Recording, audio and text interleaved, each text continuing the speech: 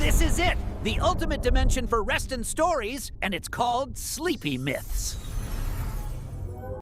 There are places in the multiverse that even time forgets.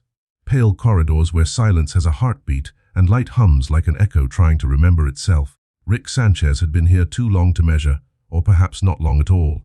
The clocks in this prison didn't tick, they sighed. He sat on the edge of the narrow bed, elbows on knees, eyes fixed on the nothingness that surrounded him. The walls weren't walls, just translucent ripples of some idea of containment, folding and unfolding like the breath of a sleeping god. It wasn't hell, not exactly. It was quieter than that.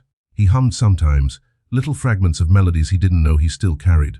Tunes that had once filled a garage, or maybe a spaceship. He couldn't remember which. But he remembered laughter. A boy's awkward laugh, high-pitched, hesitant, warm. Morty's. The sound of his own humming startled him. It had been so long since any sound in this place wasn't synthetic.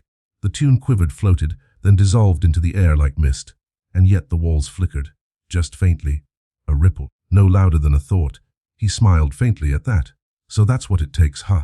A little noise. No one answered, but that was fine. He wasn't used to answers. Sometimes, he'd imagine voices just to keep his mind soft. A scientist learns to measure madness not by what he invents, but by what he starts to believe. In here, Rick believed in whispers. The ones that crawled through the sterile hum of the cell. Not threatening, just curious. They sounded almost kind.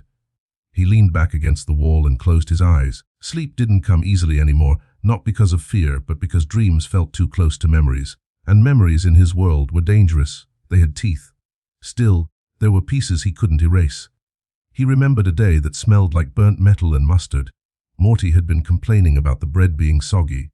Summer had rolled her eyes. Rick had mumbled something about entropy affecting sandwiches. It was nonsense, of course, but it had made them laugh. He remembered the sound vividly now. Laughter in the middle of a kitchen that smelled like electricity and burnt toast.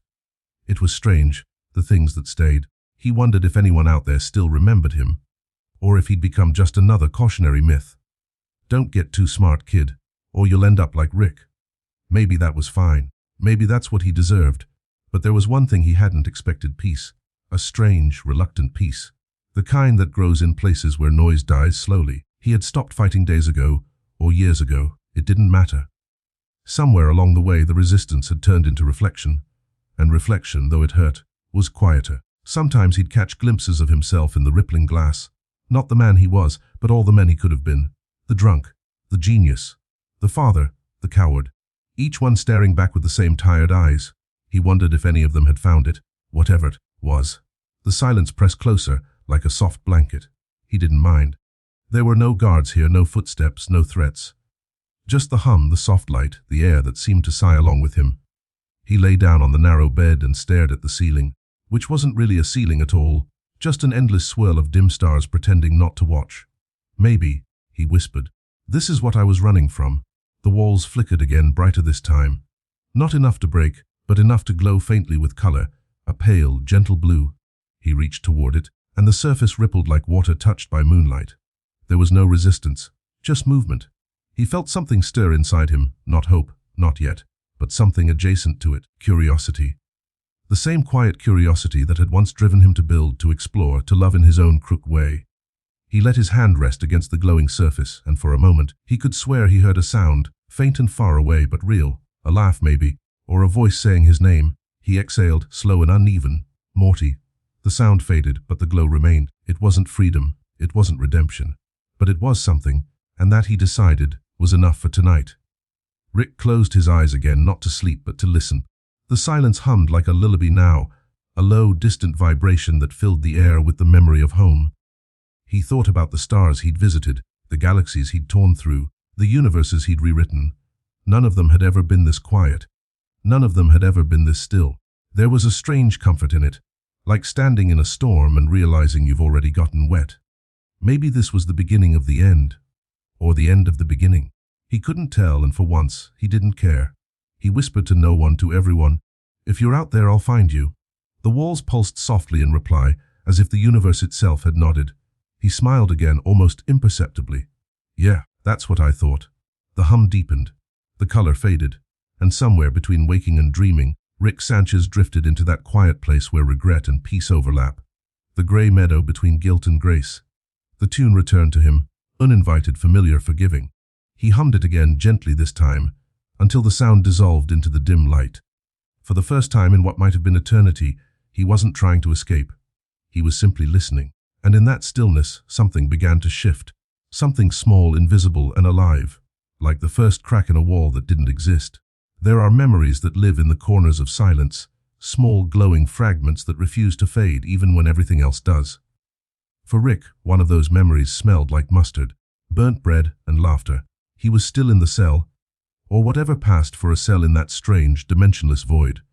But the blue flicker that had danced across the wall was gone now, replaced by a soft grey stillness. He sat up, groggy from half-sleep, and rubbed his eyes as if doing so could erase the feeling of dreaming something real. Then he felt it, the faintest trace of scent in the air, impossible in this sterile nowhere, but unmistakable. Mustard, he frowned, muttering to himself.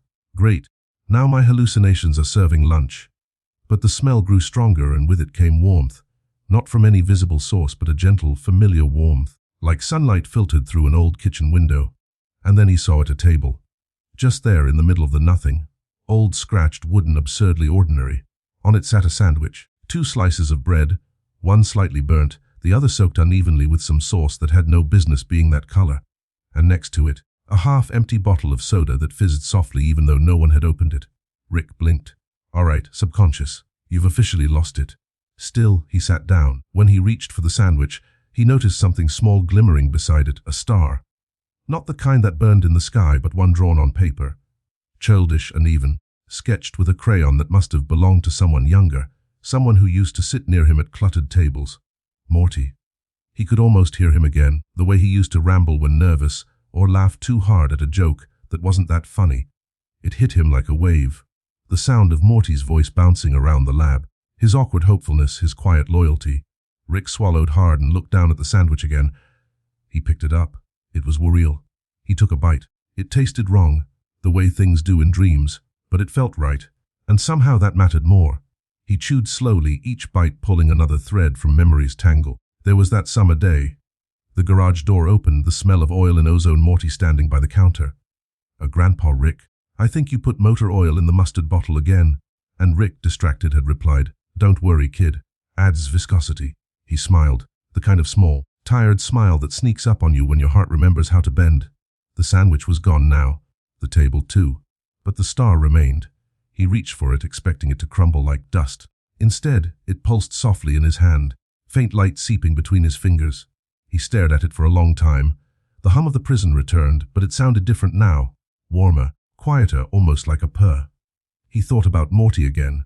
The way the boy would look at him, half afraid, half in awe, always hoping for something Rick couldn't name. He'd told himself 1,000 times that the kid didn't matter, that attachments were just chains, that caring was the one variable you could never control. But maybe that's what made it powerful. He closed his hand around the paper star. For a moment, everything around him flickered, the gray cell turning faintly gold, the walls bending like light through water. He stood. There was a shift, subtle but undeniable. The air no longer felt stale, it moved, it breathed. He whispered to the silence, You seeing this, Morty? No reply, of course, but he swore the hum answered back, a soft, distant echo, like laughter carried through fog. He started walking, not toward anything. There were no doors, no exits, no horizon, but each step made the space around him ripple, stretch, shimmer. He realized then that he wasn't moving through the prison. He was moving within himself.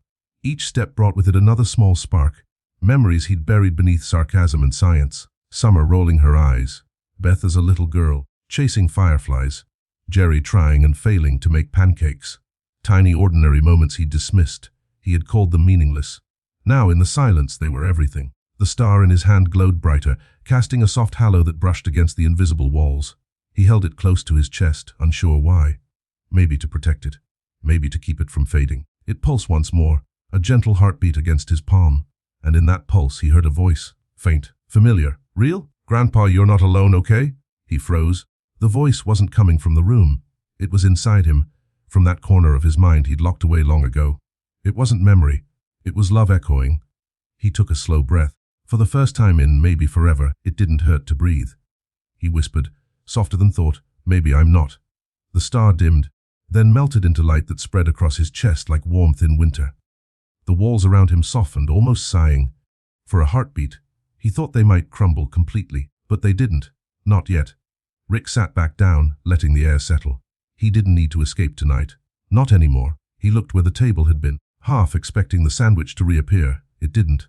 But the scent lingered, mustard and memory, still clinging gently to the silence. He chuckled under his breath.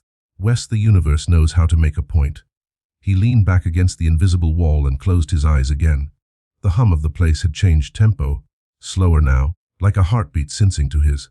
He could almost imagine Morty somewhere out there, looking up at the stars, waiting, drawing another one maybe, adding it to the sky. And that thought, absurd and tender, was enough. Rick didn't smile often, but when he did, it looked like this, quiet, small, honest. He whispered to no one in particular, "Keep shining, kid." The air shimmered once more, faintly gold. Then all was still again, and in the stillness he hummed that old tune. This time it sounded like home.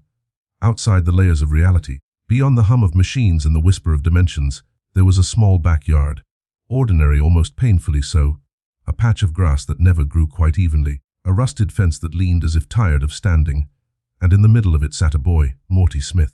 The night had swallowed the neighborhood in that heavy kind of silence that feels personal.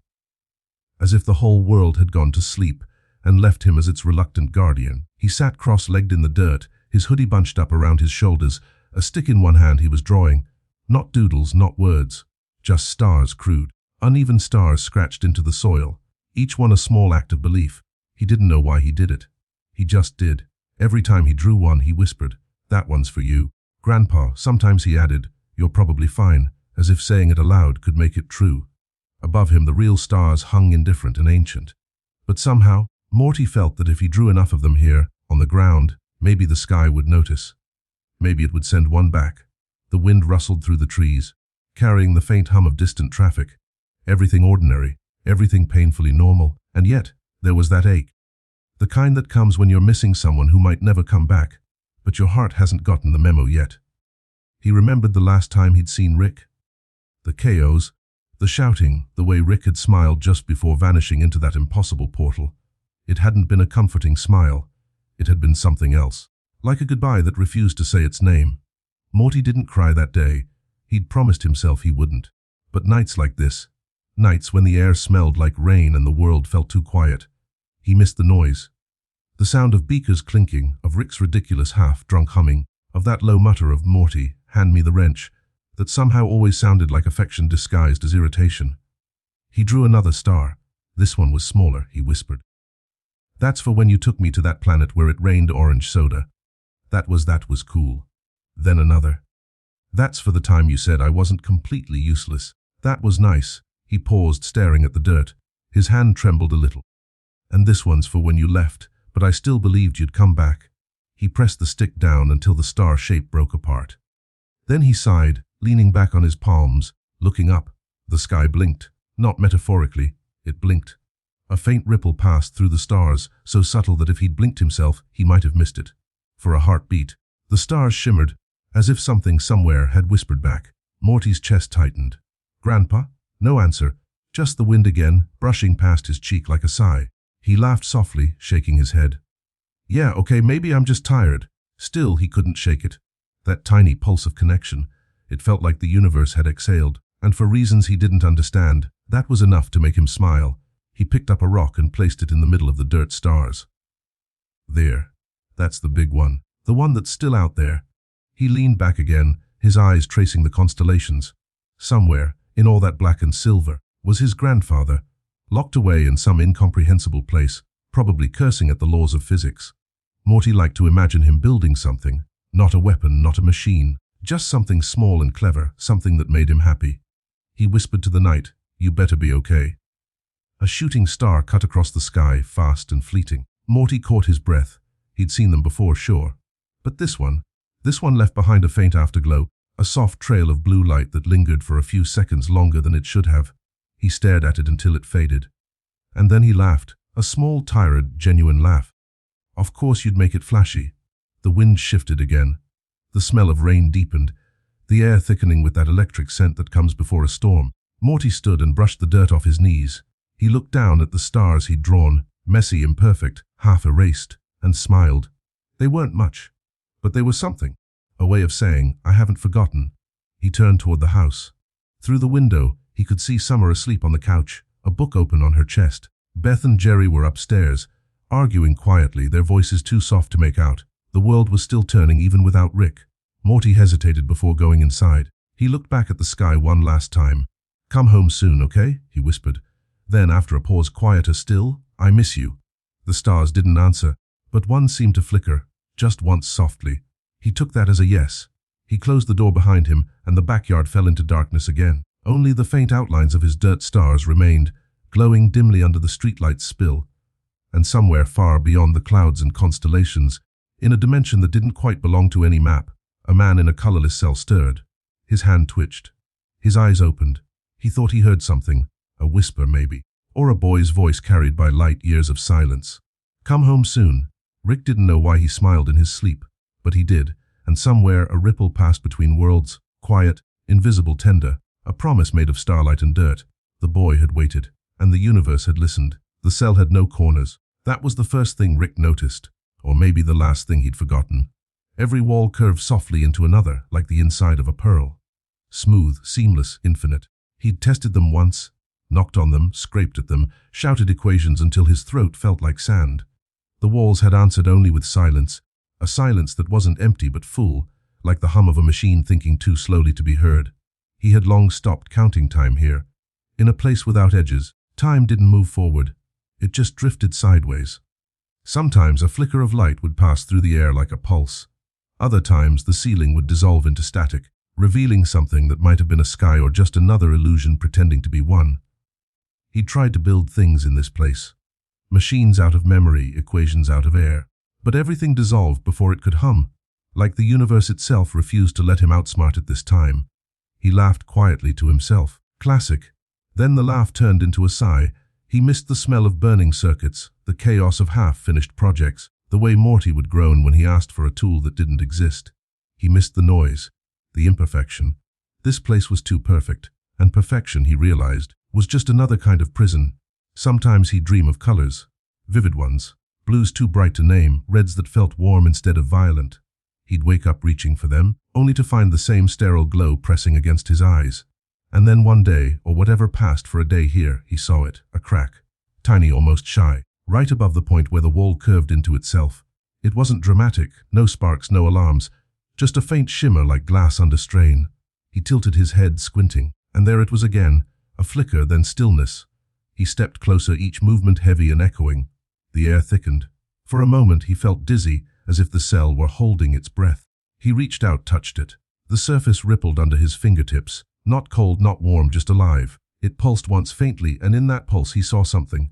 A flash. Not of light, but of himself. Thousands of Ricks, each trapped in their own glowing cell. Each pacing, muttering, building invisible machines from invisible parts. Some screamed. Some slept. Some wept. All of them wore the same expression. Tired defiance, brittle pride, quiet sorrow. He pulled his hand back sharply. The vision shattered like a dropped beaker. He stumbled, heart racing, though even that felt strange, artificial, like a simulation mimicking fear. He stood there for a long while, breathing. So this was it. The multiverse had made him a mirror maze. A prison built not from walls, but from versions of himself. He laughed again, softer this time, almost kind. Of course it did. Because who else could design a cage good enough to hold him but himself? He sank down against the wall, staring at the faint crack. It glimmered faintly, then vanished. But even after it disappeared, he could still feel it there, not as a flaw in the wall, but as a question inside him. How long had he been trying to escape everything? Every universe, every version of his own mistakes.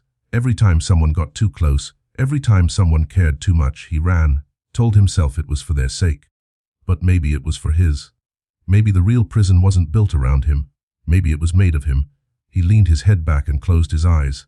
In the silence, something stirred. A faint hum, not mechanical, not electrical, almost human. It came from nowhere and everywhere at once, like a melody played by the air itself. It was soft, familiar, a tune. For a second he couldn't place it. Then he remembered, a child's voice laughing. Beth, maybe 5 years old, humming it while they watched stars appear one by one. It wasn't even a real song, just nonsense syllables and joy. He opened his eyes. The crack in the wall pulsed once, faintly glowing blue. Something inside him cracked too, something quieter, deeper. He hadn't realized how long it had been since he'd felt music. Maybe. He muttered, the universe is trying to tell me something stupidly poetic. He stood again, approached the wall. The crack was still there, faint breathing light. He touched it once more, gently. No flash this time, no mirror maze, just warmth, faint but real. It felt like a heartbeat. He whispered, almost without meaning to, "Morty." The wall vibrated. A low hum spread through the room. Then silence. But it wasn't the same silence as before. This one had depth, meaning, like a pause before an answer. He smiled, the kind of small, tired smile that comes after a long cry or a long laugh. "Okay," he murmured, "I get it." Not escape understanding. He lay down on the smooth floor, eyes tracing the faint glow fading from the wall. Somewhere in that dimness, he imagined Morty sitting under the night sky, drawing stars in the dirt. He could almost hear him whispering, soft, hopeful words that slipped between universes. "Come home soon," Rick breathed out slowly. For the first time in a long time, he didn't feel like running. The cell no longer felt like a trap. It felt like a mirror. And for the first time, he didn't look away. He closed his eyes and the hum returned, low, steady, almost like a lullaby. The machine around him breathed, cracked faintly, then quieted. In that stillness, Rick whispered, not to himself, not to the universe, but to the echo inside the walls, "I'm listening now." And somewhere deep in the architecture of space and silence, something began to shift. Not a door opening, just a heart. The hum from the walls faded into a sound Rick hadn't heard in what felt like lifetimes. A child's voice, singing. It was faint at first, barely audible, like something carried on the edge of memory. Then it grew clearer, threading through the silence of the cell, until it wrapped around him like sunlight through glass. He didn't move. He was afraid that if he did, the sound would vanish. And maybe, he thought, that would hurt more than the silence ever did. "Daddy," the voice said, so softly that the word almost didn't reach him. It wasn't the confident tone of an adult daughter. It was Beth's voice, small and tender, from long ago. Rick opened his eyes. The colorless walls had changed again. Now they shimmered faintly, rippling with scenes, memories half lost, half forgiven. He saw his garage. The one from before it was cluttered with inventions and portals and bottles. Beth was there, sitting cross-legged on the floor, building a castle out of toy blocks. He could almost smell the faint scent of glue and cardboard. "Do you like it?" she asked in the memory, not looking up from her construction. "It's good," he had said absent-mindedly, scribbling formulas on the wall, too lost in equations to see what she was building. But now, inside this strange, echoing prison, he saw what he had missed back then. The way she had carefully placed each block, the way she paused to glance at him, hoping he'd look back. She had built a little doorway in the middle of the castle, just big enough for 2 toy figures to stand in. "Will you ever stop leaving?" she had asked then, her voice quiet, her eyes uncertain. He hadn't answered. He just mumbled something about science, about time, about how grown-ups have things to do. Now, the memory played again, and he could finally hear the silence that followed his words. It wasn't angry. It wasn't hurt. It was something softer. It was the sound of love waiting, not knowing how to speak its own language yet. He stepped closer to the vision. The walls flickered, the memory rippled, but it didn't vanish. He could see her eyes clearly now, that impossible blue that carried more faith in him than he ever had in himself. "I tried to build something that lasts," she said. He wanted to answer, to tell her that nothing he'd ever built lasted because he didn't know how to stay. That may be the reason he ran from every universe, every version of her, every version of himself, was because he couldn't bear to face the things that actually did. But his throat felt heavy. His voice, when it came, was almost a whisper. "I see it now, kid." The air shimmered.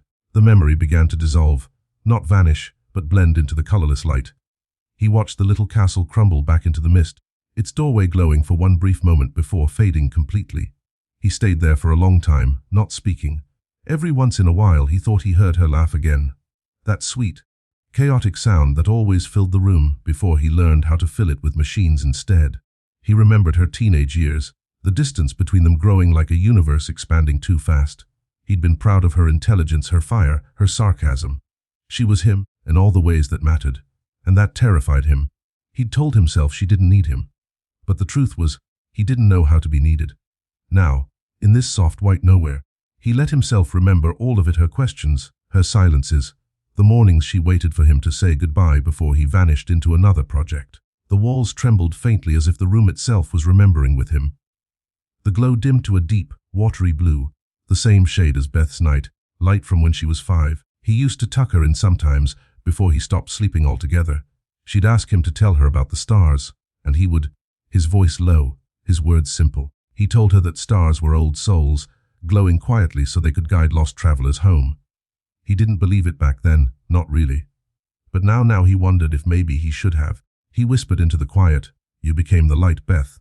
"I just never stopped looking away." A faint shimmer answered him. The walls softened again, turning translucent. And for a heartbeat, just one, he saw her as she was now. Older, her face calm, tired, but kind.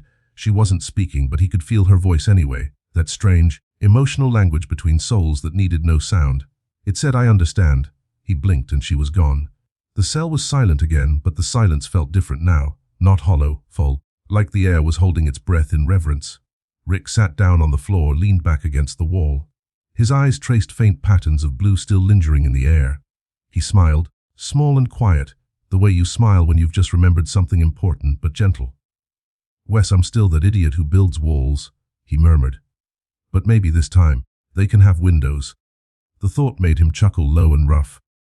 For the first time in what felt like centuries, the laughter didn't echo. It stayed close, like company. He closed his eyes again and the hum returned. It was softer now, almost human, almost her voice. He listened, and in that half-dream, he saw her again. A flicker of a little girl running through starlight, waving her arms, shouting for him to look. He did. And though it was only memory, only illusion, he felt the warmth of her hand in his, small, real, forgiving. "Thanks, kid," he whispered. The walls of the prison pulsed once, faintly glowing gold, and Rick knew that something inside him, something that had been locked far longer than the cell, had finally begun to open. He exhaled long and slow, a breath that felt like a beginning. The silence stretched itself thin like fog before sunrise. Rick sat in it for a long while, neither awake nor dreaming, balanced between one heartbeat and the next. The hum that once filled the cell had grown softer, slower, almost like breathing. He could feel it now, the rhythm of the place, the quiet pulse of the machine. Or maybe, finally, he could feel his own. When he opened his eyes, the walls were no longer white. They shimmered faintly, trembling like water reflecting moonlight. And then, slowly, gracefully, the entire cell began to dissolve. Not break, dissolve. Each molecule of light peeled itself away from another, turning translucent, until all that was left was a corridor made of blue radiance. It stretched endlessly in both directions, glowing faintly like the inside of a star. The air hummed, soft, electrical, but gentle enough to feel alive. Rick stood slowly, his body lighter than it had been in years. The ground beneath his feet felt like glass, but warmer. It pulsed faintly each time he took a step. He glanced behind him, expecting to see the cell, the curve of walls, some remnant of his imprisonment. But there was nothing now. Only the corridor, only the light. He didn't rush forward. For once in his life, Rick Sanchez, the man who sprinted through time and tore holes in the cosmos for fun, simply stood still. He watched the faint blue glow pulse in the distance, like the heartbeat of a living dream. He whispered into the light, "Where am I now?" The corridor responded with a soft ripple, no words, no sound, just motion. It felt like being answered, not with logic, but with understanding. He almost laughed at that. "Figures," he said, rubbing the back of his neck. "The first place that actually makes sense, and it's pure nonsense." But he couldn't bring himself to be cynical about it. There was something gentle here, something that made him feel small, but not insignificant, as if the universe had finally lowered its voice to a whisper just for him. He began to walk.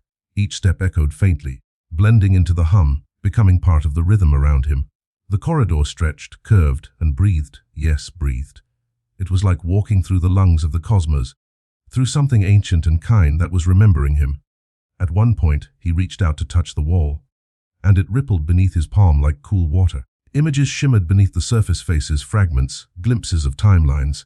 Not the brutal flashes of pain and regret he'd seen before, but softer ones, moments of stillness, laughter, tenderness. He saw Morty younger, holding a sandwich too big for his hands. He saw Beth painting stars on her ceiling when she was 12. He saw Birdperson standing on a cliff, silent, watching a sunrise that looked nothing like any star in their universe. Each image flickered and passed. "Are you showing me?" he asked quietly. The corridor glowed brighter for a moment, as though it was smiling. Rick exhaled slowly. His breath fogged into the blue light, then drifted away. It didn't vanish. It joined the air. A small piece of him melting into the space around him. Maybe that's what freedom really was. Not breaking walls, not escaping cages. Just dissolving into something larger than yourself. He walked for what could have been minutes or centuries. There was no sense of time here. No clocks, no cause and effect, just movement. The deeper he went, the lighter he felt. His thoughts slowed. The sharpness that had always driven him, that hunger to fix and prove, began to fade, replaced by something softer. He thought of Beth again, of Morty, of the small, imperfect world he had left behind. He wondered if this was what forgiveness felt like, not an apology, not a transaction, but a gentle letting go. He whispered, "Maybe freedom isn't out there. Maybe it's in here." The corridor pulsed once, bright enough to make him close his eyes. When he opened them again, the light had shifted. It wasn't cold blue anymore. It was warmer now, like twilight, like the hour between night and morning, when the world forgets how to rush. He could almost hear something at the edge of perception, a faint melody. The same tune he'd hummed in the cell. But now, it didn't sound like his own voice.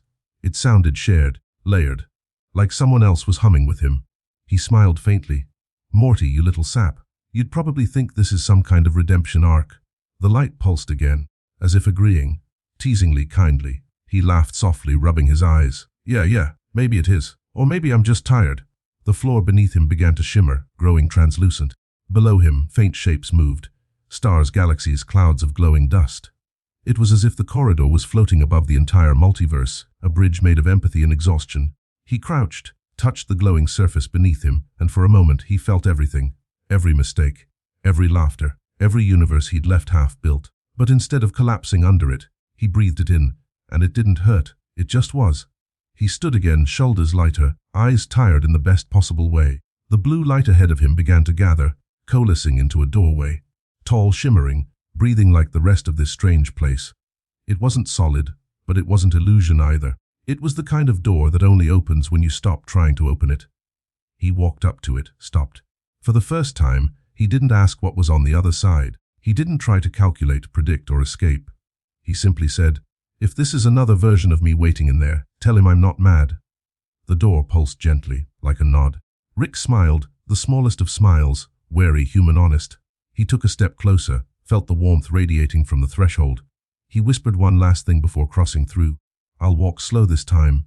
Then he stepped forward. The door opened soundlessly, like a breath released, and the corridor, the hum, the light, the silence, folded itself into him, becoming part of the man who had finally stopped running. Rick drifted onward through the glowing blue, each step dissolving into stillness, each breath lighter than the one before. And somewhere behind him, the corridor shimmered softly, not closing, not ending, just waiting for the next tired soul who needed to learn how to rest. The light faded into a gentle dusk. Rick found himself standing in a landscape that looked halfway between a sky and a desert, an endless plain of soft sand glowing faintly blue under a horizon that never moved. Above him, the stars seemed close enough to touch, suspended in still air like lanterns forgotten by the gods. He didn't know if this was still the corridor or another dream. But then again, what did real even mean anymore? He breathed in. The air smelled faintly like rain on dust, dry but clean, tinged with something familiar. And then he heard it, a faint rustle behind him, the sound of wings slicing through quiet air. He didn't turn right away, he already knew. "Been a while," came the voice, low, calm, with that same quiet patience Rick had always both admired and resented. When Rick turned, Birdperson was standing a few feet away, framed by the light of two moons. He looked almost exactly the same stoic eyes, the same dignified bearing, but softer somehow, less bound by the gravity of war or logic. There was something serene about him now, as though time had learned to speak his language.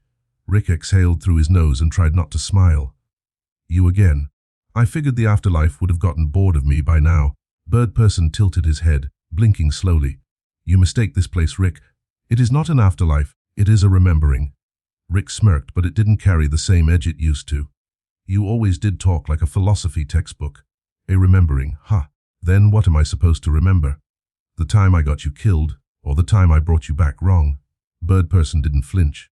"You are here because you have finally stopped running long enough to listen." That landed harder than Rick wanted to admit. He looked down, scuffing the luminous sand with his boot. "I didn't plan on stopping. The floor kinda did that for me." Birdperson stepped closer, his wings folding slightly as he walked. Every motion was deliberate, unhurried, weightless. He stopped beside Rick, and for a while neither of them spoke. The silence between them wasn't empty. It was full, with years, with memories, with things they'd both left unsaid. Rick finally broke it, his voice low. "I used to think you were the only person who actually saw me. Like saw through the act." Birdperson's gaze didn't waver. "You hid your pain behind invention. You built machines to make time obey you, but you never learned to let it pass." Rick chuckled softly, the sound thin but real. "Yeah, well, Turns out time wins anyway. Birdperson looked up at the sky, at the thousands of still stars hanging above them. Not always. Sometimes time stops, long enough for someone to learn what freedom means. Rick followed his gaze. The stars above weren't static after all. They pulsed faintly, in rhythm with something deep inside him. Maybe his heartbeat, maybe the hum of this place. He said quietly, "You always were better at the heavy stuff. I just blew things up and called it science. You searched for meaning through motion," Birdperson replied. "But meaning does not move, it waits." Rick rubbed his eyes, half laughing, half sighing. "You make it sound like I was chasing my own tail this whole time." "You were," Birdperson said simply, but not unkindly. That made Rick smile, not sarcastically this time, but warmly, almost gratefully. He sat down in the sand and Birdperson joined him without a word. The sand didn't feel like sand. It was soft and warm, like the memory of a blanket from childhood. Rick leaned back on his palms, looking up at the sky. "So what now? You gonna give me the cosmic therapy session I never asked for?" Birdperson folded his wings slowly. "You do not need therapy, Rick. You need quiet." Rick laughed softly. "Well, that's new. Usually people need therapy because of the quiet." Birdperson glanced at him, one corner of his mouth almost lifting. The closest thing to a smile he ever managed. "Perhaps," he said. "But you have lived too long without silence. You have confused noise for life." Rick's laugh faded into a sigh. He stared at the horizon, the faint shimmer of distant light rippling across it. The more he looked, the more it felt like the edge of everything. A thin line separating him from all the versions of himself he'd ever been. He whispered, "I keep thinking about Morty. About Beth. About all the timelines I messed up. I used to say none of it mattered. But that's not true, is it?" Birdperson shook his head. "Everything matters, but not everything is meant to be fixed." That hit him deep. Rick swallowed, his throat tight. He'd spent his entire life fixing the universe, his family, himself, as if perfection could erase pain. But maybe, just maybe, some things were meant to remain imperfect, just so they could be loved anyway. He looked at Birdperson again. "You ever forgive me?" "For you know." Birdperson didn't answer immediately. He looked up, watching a slow drift of starlight passing overhead. "Finally," he said, "there was nothing to forgive. You acted from pain, not malice, and pain is not a crime." Rick blinked a few times. He wanted to make a joke, to deflect it, to turn the moment into something less heavy. But he didn't. He just let the silence fill the space between them again. Somewhere in that silence, the faint hum returned, not mechanical, but musical now, soft, slow, almost like a lullaby. Rick realized it was the same melody he'd heard in the corridor. Birdperson heard it too. "The song of remembering," he said quietly. "It plays when one is ready to move forward." Rick closed his eyes. "Forward to where?" "That is not for you to decide," Birdperson replied. "Only to accept." The air grew lighter. The horizon began to shimmer, bending like heat on desert air. Rick felt warmth blooming in his chest, not painful, not overwhelming, just warm. He opened his eyes, and Birdperson was standing again, his wings unfurling gently. "Must be nice, being dead," Rick said softly. Birdperson turned toward him, eyes calm. "You are not dead, Rick. You are resting." Rick tilted his head. "Resting, huh? That's a first." Birdperson stepped back, and for a moment his form shimmered, not fading, just becoming light itself. Before he vanished, he said one last thing. "When you wake, remember this. Friendship is not about saving. It is about seeing." And then he was gone. Rick sat alone again under the unmoving stars, the sand glowing gently around him. He whispered to no one, "Yeah, I see that now." He lay back, staring up at the endless blue sky until it blurred into white. And as his eyes began to close, the hum turned into a heartbeat, slow, steady, alive. He smiled faintly. "Guess I'm still here after all." When Rick opened his eyes, there was color again, not bright, not blinding, but slow and tender, like morning after rain. He lay on his back, and the ground beneath him was soft. It pulsed faintly, like the skin of something living. For a long time, he didn't move. He simply breathed, watching how the air seemed to shimmer as if made of tiny fragments of light. He sat up. All around him stretched a vast garden. Not built, not grown, bloomed. Flowers the size of stars floated just above the ground, their petals whispering to one another in a language older than wind. Vines coiled through empty space, looping into glowing arches. Each leaf carried a memory. Each stem hummed softly as if remembering laughter. Rick stared for a long moment, unsure whether to be amazed or afraid. Then he chuckled under his breath. "Figures. I get trapped in a prison, meet a ghost bird, and now I'm stuck in some cosmic greenhouse. Nice touch, subconscious." He reached out to touch one of the floating petals. The moment his finger brushed it, a sound filled the air. Morty's laughter. It was faint, distant, but real. a memory replaying itself in color. Rick froze. He looked around, noticing that every plant around him shimmered with familiar shades. Bith's soft voice, Summer's sarcasm, even the old humming of his portal gun in the background. This wasn't just a garden. It was his life, blooming where he thought nothing could grow. He moved carefully through the field, his footsteps making ripples of blue light. As he passed each glowing vine, he saw brief flashes of moments. A tinkering project gone right, a smile from Morty after a terrifying adventure, the way Beth looked at him before she said goodbye that first time. He stopped in front of a small tree made entirely of glassy tendrils. Inside each branch, faint light pulsed in slow rhythm. He recognized it immediately. It was her. The tree sang softly, not with words, but with that same melody Beth used to hum as a child when she built toy rockets. Rick placed his palm against the trunk. The surface was cool, smooth, alive. He closed his eyes and whispered, "Hey, kiddo." The hum answered him, not as language, but as warmth spreading through his hand. He didn't realize it until now, how much of himself he had buried. Not just the guilt or the pain, but the quiet things too. The love he never said, the pride he never showed. Here, those things grew wild, unashamed. He walked further into the garden, and it grew stranger with every step. Some flowers bloomed backward, petals curling into themselves like memories fading into the mind. Others changed color as he passed, shifting between joy and sorrow. And then he saw it, a patch of withered ground. Everything there was gray and silent. Rick knelt, brushing his fingers through the dust, and the air rippled with static. A memory flickered before him, a cold lab, an angry daughter, a door slamming shut. Beth's voice, trembling, "You can't just keep leaving Dad." He tried to reach out, but the memory dissolved into dust again. Rick stayed there, kneeling in the stillness. He whispered, I know I did." The silence that followed was heavy, not punishing, but honest. And then, slowly, green began to spread from beneath his palm. Tiny shoots unfurled, fragile but real. Rick stared, amazed. It seemed that even regret, when touched gently, could grow something new. He sat back, exhaling deeply. "Your one sentimental dream, huh?" He muttered to no one, but the garden shimmered as if it understood. In the distance, a soft light appeared, a doorway made of hanging vines glowing pale gold. Rick rose and followed it, drawn not by curiosity but by calm. As he walked, he noticed that the path beneath him was lined with small glass stones. Each one contained a moment, a flash of Morty's grin, a spilled beaker, a joke told too late. He walked slower, almost reverently. He remembered what Bird Person had said. Friendship isn't about saving, it's about seeing. Maybe this place wasn't here to trap him. Maybe it was here to let him see. He reached the doorway and hesitated. The vines shimmered faintly, whispering like water through leaves. Inside, he could see light moving slowly, not blinding, not harsh, but patient. He touched the vines. They felt warm, pulsing gently under his fingers. "All right," he murmured. "Let's see where this one goes." When he stepped through, the world didn't change all at once. It folded, like paper turning into memory. The garden remained behind him, still blooming quietly, but now he could hear something new. A soft static hum, like an old radio finding its signal. He knew that sound. Morty. Rick turned toward the source. In the distance, between waves of golden mist, he saw a flickering console, half broken, half dreamed, with the faint outline of a voice trying to break through. He smiled faintly. Guess the kid's still calling. The vines behind him swayed as if waving goodbye. Rick didn't look back. He just kept walking toward the sound, toward the voice that had been waiting all along. The air grew softer, lighter. Each breath he took seemed to make the world shimmer more gently. He realized, with a quiet kind of awe, that this place wasn't punishing him or testing him. It was healing him, slowly, kindly, in a language only silence could teach. As he reached the edge of the garden, he whispered one last thing into the air. "Thanks for growing where I never did." The petals stirred, glowing faintly in reply.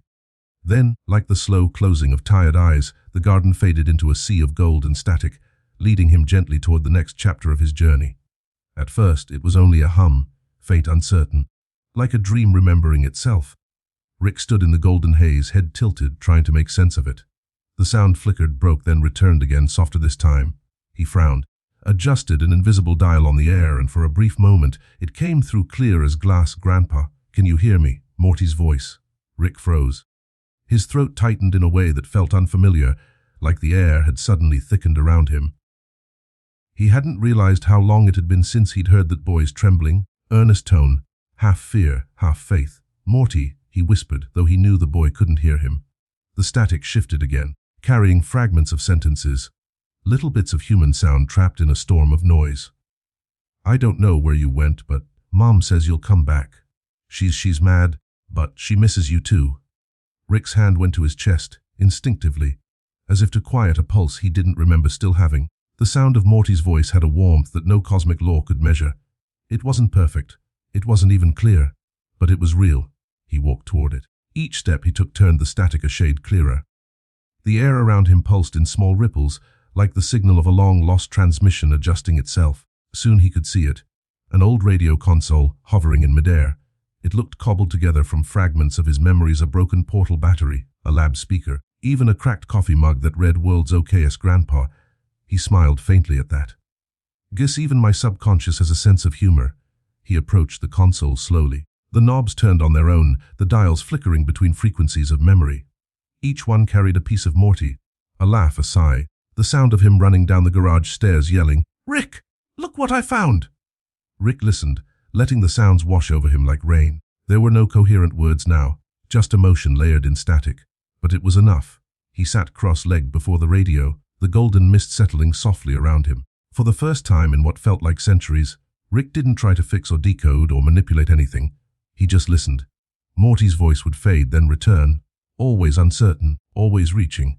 Sometimes the boy sounded angry, sometimes tired, sometimes shy. But underneath every tone was something that broke Rick open: belief. That kid still believed in him, even after everything. Rick leaned back, resting his hands on the ground behind him. The hum of the radio became a lullaby of sorts, uneven, imperfect, but alive. He closed his eyes and whispered to the air, "You never gave up, huh?" The static hissed gently, and then, almost impossibly, a reply. "No, I didn't." Rick's eyes flew open. He stared at the console. Morty. For a long time, nothing. Just the faint hum of broken frequencies. Then, faintly, "Grandpa, come home. We're not mad, we just miss you." The words were so simple, so small, but they hit harder than any explosion, louder than any war. He felt something tremble deep within him, that same part of himself he'd buried beneath galaxies and experiments and endless running. He swallowed, his throat dry. "You don't know what you're asking, kid." He muttered softly, though there was no bitterness in it. He reached out, fingers brushing the metal edge of the console. The surface was warm, impossibly warm, like sunlight trapped in steel. Rick could feel the connection pulsing faintly between them. He imagined Morty sitting somewhere, maybe in the garage, fiddling with some half-broken transmitter they'd built years ago. Maybe the kid was just talking into the void, not knowing if it mattered.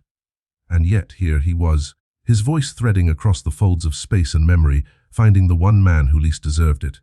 Rick chuckled under his breath. "You really are stubborn, Morty." He stayed there a while, letting the voice fade in and out. And in that fading he realized something. This wasn't a rescue. This was a reminder of who he was to someone. For all his intellect, for all the universes he'd escaped, the truth was simple: there were still people waiting. Still small hearts that beat when they thought of him. The static deepened again, the signal weakening. Rick leaned closer. "Hey, Morty," he whispered. "I'm on my way, all right? Just maybe not the way you expect." The console crackled softly, a pause, a hum, and then one last whisper, "I'll wait." Then silence. Rick stayed there long after the sound was gone. He didn't move, didn't wipe the moisture that had gathered in his eyes. The quiet was gentle, not empty. It carried the shape of something real. Finally he stood. The console dimmed, its glow fading like the last pulse of a heartbeat. He placed his hand on it once more and said, "You did good, kid." Then, as he stepped away, the mist shifted around him, folding into a corridor of light, the same blue hue he'd seen before, only softer now. He walked toward it, and for the first time since he began this strange journey, his steps didn't sound lonely. In the background, the faint hum of Morty's transmission echoed like a heartbeat. It wasn't loud, it wasn't even clear, but it stayed, and Rick knew. Somewhere beyond this place, beyond the boundaries of regret, there was a kitchen light left on for him. Someone still waiting by it, sleepy-eyed and stubborn. He smiled faintly, murmuring into the still air, "Guess I better make it back before breakfast." Ha! The golden mist shimmered at his words, as if it understood. Then the static faded completely, leaving only silence, but not the heavy kind he'd known before. This was soft silence, the kind that holds you gently, reminding you that connection doesn't end when the sound does. Rick closed his eyes. For the first time, he felt the distance between worlds shrink, not through science, but through something far simpler. And somewhere, through the static of sleep, Morty smiled. There was no plan this time, no blueprint, no equations scrawled across walls, no multiversal map filled with escape routes. Just Rick, standing in a room made of light, surrounded by echoes of everything he'd ever tried to run from. The golden mist had begun to fade into pale blue now, as though the world itself were exhaling. He could hear it, the sound of endings, soft and patient. No alarms, no countdowns, just the slow unraveling of a dream that had lasted too long. For the first time in a long time, Rick didn't resist. He just breathed. He looked at his hands, scarred, trembling slightly but steady. There was no gadget, no bottle, no weapon, just fingers, just skin, just a man. In front of him, the walls of the dimensional prison began to flicker. Not shatter, just dissolve, as if they had grown tired of pretending to be solid. Rick stepped closer. Each breath he took seemed to make them thinner, weaker. He realized, with a kind of quiet amusement, that the only thing keeping him trapped here had been the belief that he was. He laughed softly, not the manic cackle that used to fill rooms, but a low, tired chuckle. "So that's the trick, huh?" he murmured. "You only leave when you stop trying to." The air around him pulsed once, twice, and then, gently, the first wall broke apart into particles of light. They didn't fall. They drifted upward, like dust caught in morning sun. Rick reached out his hand, letting them pass through his fingers. They felt warm, like the static of Morty's voice had followed him here. He took a step forward, then another. No guards, no chases, no explosions. The so-called prison was gone in silence, as if it had been waiting all along for him to walk away. Each step he took opened more of the world. The cold metal corridors softened into clouds. The sterile hum of machines faded into the sound of wind and distant laughter. And then he saw it, the exit. Not a portal, not a door, but a gap in the world where light spilled through like water. It shimmered faintly, bending space in a way that felt alive. Rick stopped at the edge, his silhouette caught between blue and gold. He didn't rush. He just looked, one last time, at the place that had held him. He thought of all the versions of himself that had died trying to break free. The ones who built weapons, the ones who begged, the ones who gave up. They had all been searching for a door that wasn't real. The truth was simpler, sadder, and somehow more beautiful. The door had always been him. He smiled faintly. "Guess that's pretty on brand." The air shimmered again. He heard Birdperson's calm voice echo faintly from somewhere far away. "Freedom isn't about running away, Rick. It's about resting." Rick nodded, barely whispering, Yeah, I get it now." He stepped through. There was no blast of light, no cinematic crescendo, just a sigh. A deep, quiet exhale, as though the universe itself had been holding its breath and finally let go. When the light faded, Rick found himself standing in a field. It stretched endlessly, painted in pale silver, with wind that carried the scent of rain and static. The stars above looked close enough to touch, and he almost reached for them. But then he stopped. Not everything had to be touched to be understood. He looked up, murmuring, "All right, kid, I'm on my way." The wind responded softly, carrying the faintest sound of Morty's voice, not in words but in the rhythm of breathing. A steady, human sound. A reminder that he wasn't alone, not really. Rick sat down in the grass, his knees folding easily as though the earth had been expecting him. He lay back, staring at the sky. For once, the stars didn't make him think of equations or maps or new universes to conquer. They just looked peaceful. Small dots of light, ancient and indifferent, yet somehow comforting. He thought of Beth, of her tiny hands gripping his when she was young. He thought of Summer's teasing, of Morty's nervous laughter, of all the moments he'd dismissed as noise. Maybe those were the real inventions, he thought. Little bursts of connection built in a world that didn't owe him any. The grass beneath him moved like breathing. The stars blinked slowly, matching his heartbeat. He realized how quiet it was, not empty quiet, but full quiet. The kind that holds you instead of haunting you. He whispered to no one in particular, "I'm not escaping anymore." And when he said it, the words didn't sound like defeat. They sounded like freedom. He closed his eyes, feeling the wind brush against his face. It carried warmth now, faint traces of a home-cooked breakfast, oil from the lab, the sharp scent of coffee at 3 a.m. Memories not as chains, but as soft threads weaving him back together. Somewhere far away, the static radio clicked once, as if acknowledging him. A pulse of light flickered across the sky, rippling gently through the stars. Rick smiled, just barely. He whispered, "Yeah, I hear you, Morty." For a long while he didn't move. The universe could wait. He had nowhere to be, and somehow that was enough. And as the night stretched on, his breathing slowed, matching the rhythm of the stars. The grass hummed faintly, like the afterglow of an old song. Freedom, not the loud kind, but the kind that feels like finally exhaling after a lifetime of holding it in. Rick's last thought before drifting off was simple. Maybe peace isn't something you find. Maybe it's what's left when you stop searching. The sky shimmered, soft as sleep. And with that, the man who'd spent lifetimes running finally rested. The stars dimmed slowly, like candles being pinched out by unseen fingers. Rick felt the world turn beneath him, a slow rotation, patient and inevitable. When he opened his eyes again, the silver grass was gone. The field had folded itself into darkness, and in its place stood the quiet hum of a familiar lab. He blinked once, unsure if it was real. The light above him flickered, humming softly, the same way it always had in his garage. His chair was there, half tilted, its legs uneven from too many experiments gone wrong. The workbench stood exactly as he'd left it, crowded, chaotic, beautiful in its ruin. But something was different. The air didn't feel heavy. It wasn't thick with the scent of alcohol or ozone. It smelled still, like dust that hadn't been disturbed in a while, or time itself deciding to rest. Rick pushed himself up slowly. His body moved like it was underwater, slow and deliberate, every joint remembering what weight felt like. He reached for the edge of the table, his fingertips brushing against the cold metal. The sensation grounded him, sharp, real. It was strange how even pain could feel comforting when everything else had been so unreal. The garage door creaked faintly in the distance. For a moment, Rick thought he saw a shadow move past it, small, hesitant, human. His chest tightened. He didn't call out, he just listened. Then came the sound. Not words, not yet, but the familiar shuffle of sneakers, the uncertain pause, the small intake of breath that always preceded a question. Rick." The voice cracked, softer than he remembered. Morty turned, his movements slow, careful, as if any sudden motion might shatter the fragile stillness between worlds. There he was, the boy with nervous eyes, a little taller now, maybe a little braver too. His hair was a mess, his hands fidgeting in the pocket of his hoodie. He looked like he hadn't slept in days. Rick swallowed hard, his throat dry. "Hey, Morty." The words came out rough, like a forgotten language. Morty froze for a moment, then his shoulders loosened, his breath shaking. "Why, you're back," he said, as though the sentence itself could break if he said it too loud. Rick nodded. "Yeah, guess I am." Morty took a hesitant step forward. For a moment it looked like he might hug him, but he stopped halfway, unsure. Rick almost smiled at that. Some things didn't change, and maybe they didn't need to.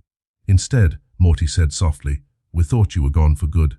The council, the Federation, everything's been crazy. Beth's been worried sick." He rubbed his arm. I was worried too." Rick looked away, his eyes tracing the cracks in the concrete floor. He wanted to say something, anything, but words had always been the hardest kind of invention. "I know," he said finally. "Wes, I had to figure some things out." Morty tilted his head. "You mean, like where you went?" Rick chuckled dryly. "Something like that?" He didn't explain. He didn't need to. Morty wouldn't understand the field of silver grass, the silence that had set him free, the way he'd found the universe breathing with him. Maybe someday he would, but not yet. Instead, Rick gestured toward the workbench. "Shemir, let's fix that portal gun."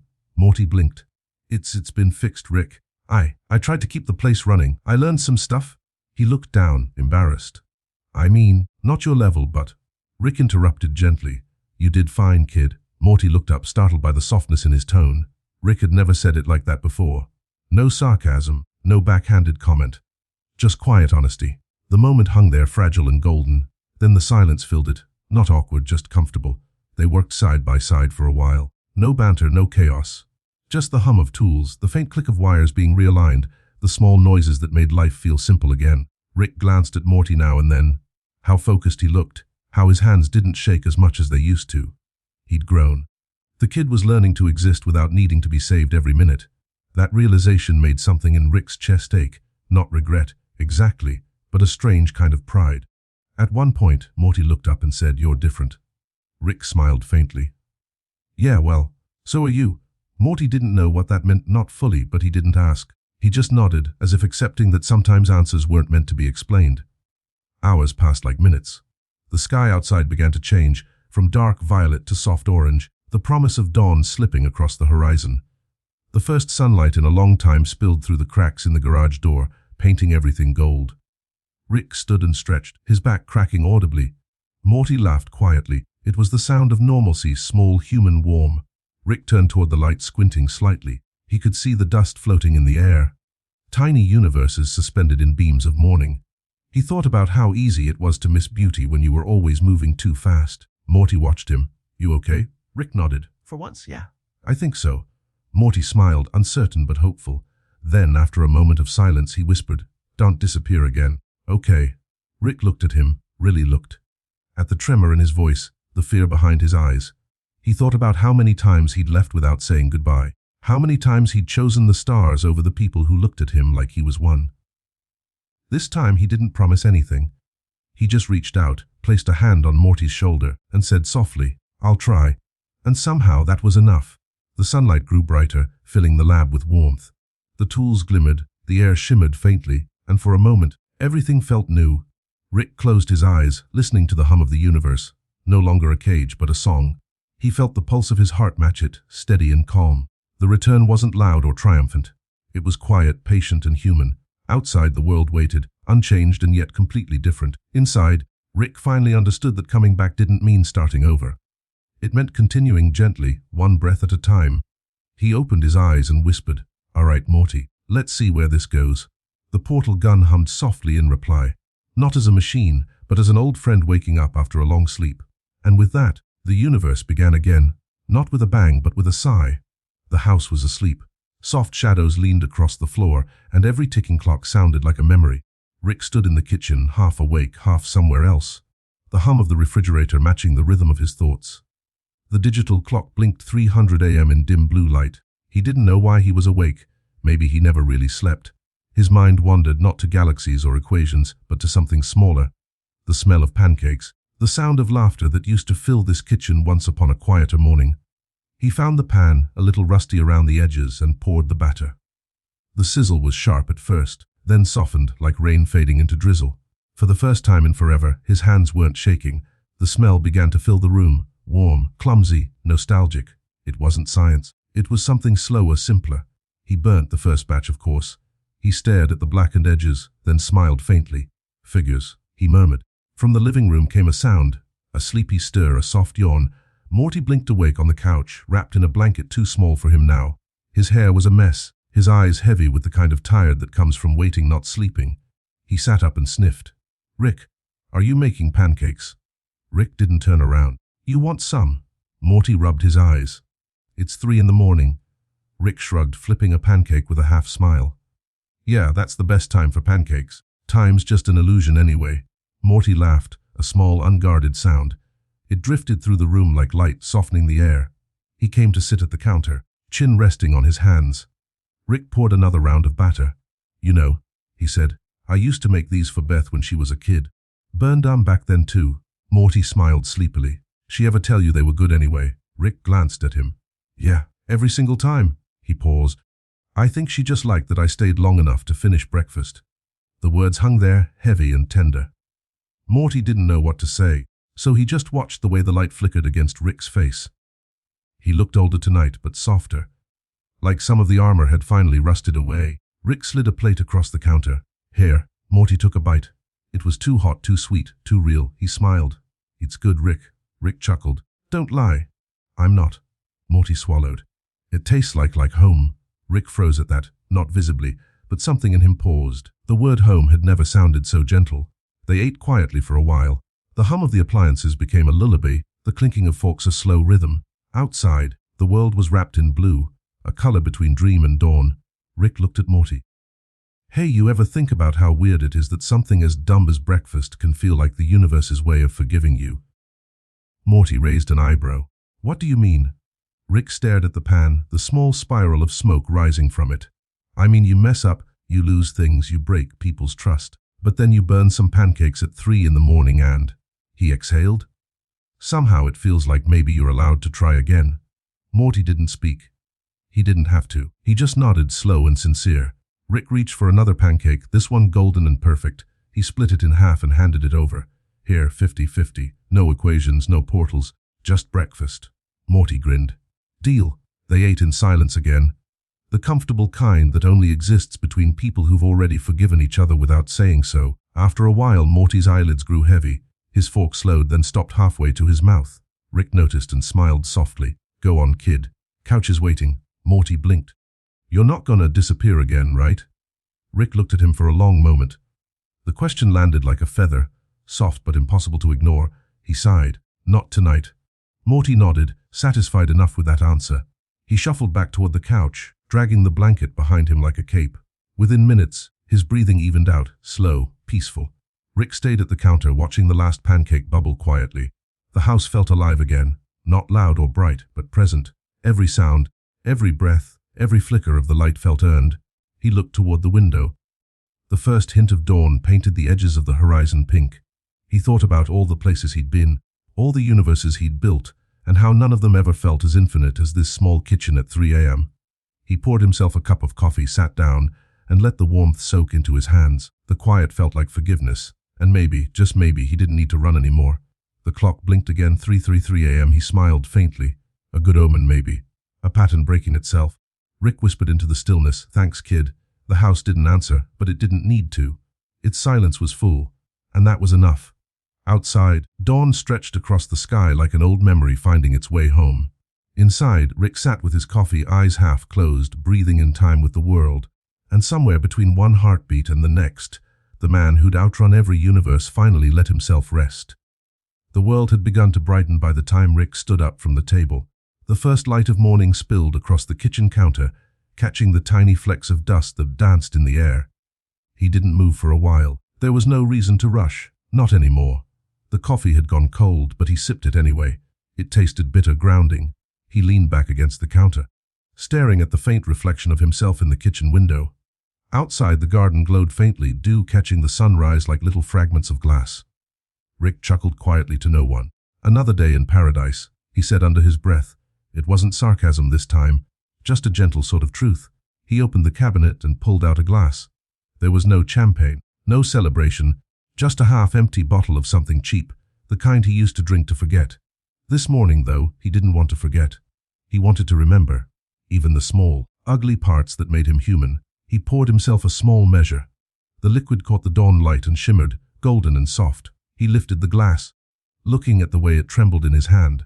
"To nothing," he murmured, then paused. "To everything I couldn't fix and everyone who stayed anyway." He took a sip. It wasn't about the taste. It was about the silence that followed, deep, clean, forgiving. The house was still asleep.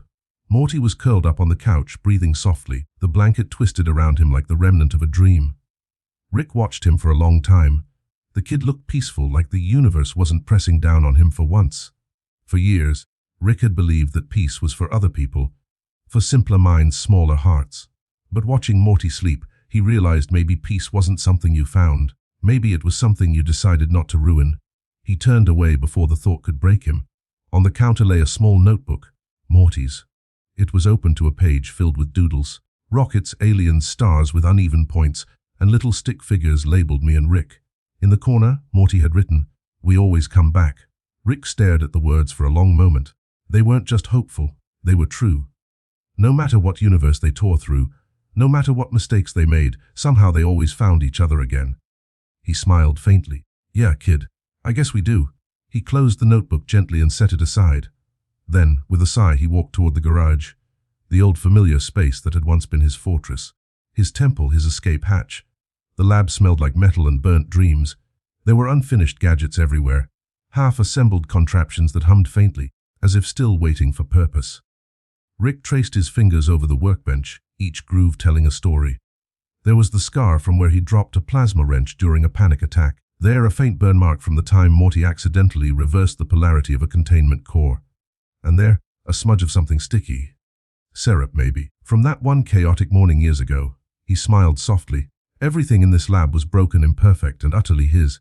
He sat on the old stool and stared at the cluttered shelves. Relics of 1,000 adventures, 1,000 mistakes. He thought about all the times he'd raised a glass to something, to defiance, to pain, to nothingness itself. But this toast, this small, quiet one in an empty kitchen, felt like the only real one that ever mattered.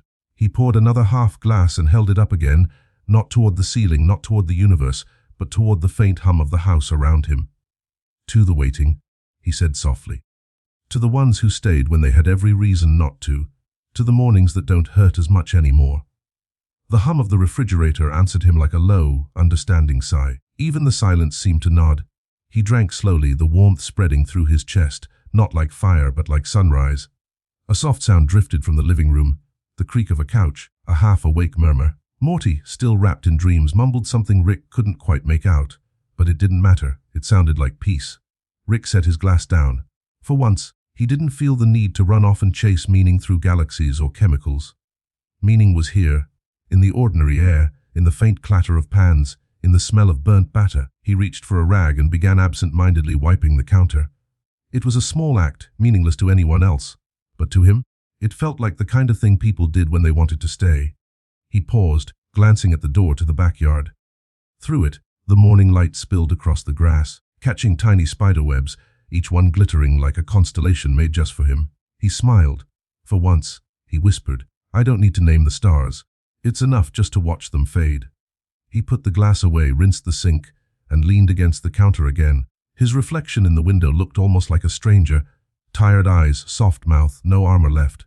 But the stranger looked at peace, and in that still moment, Rick realized something simple.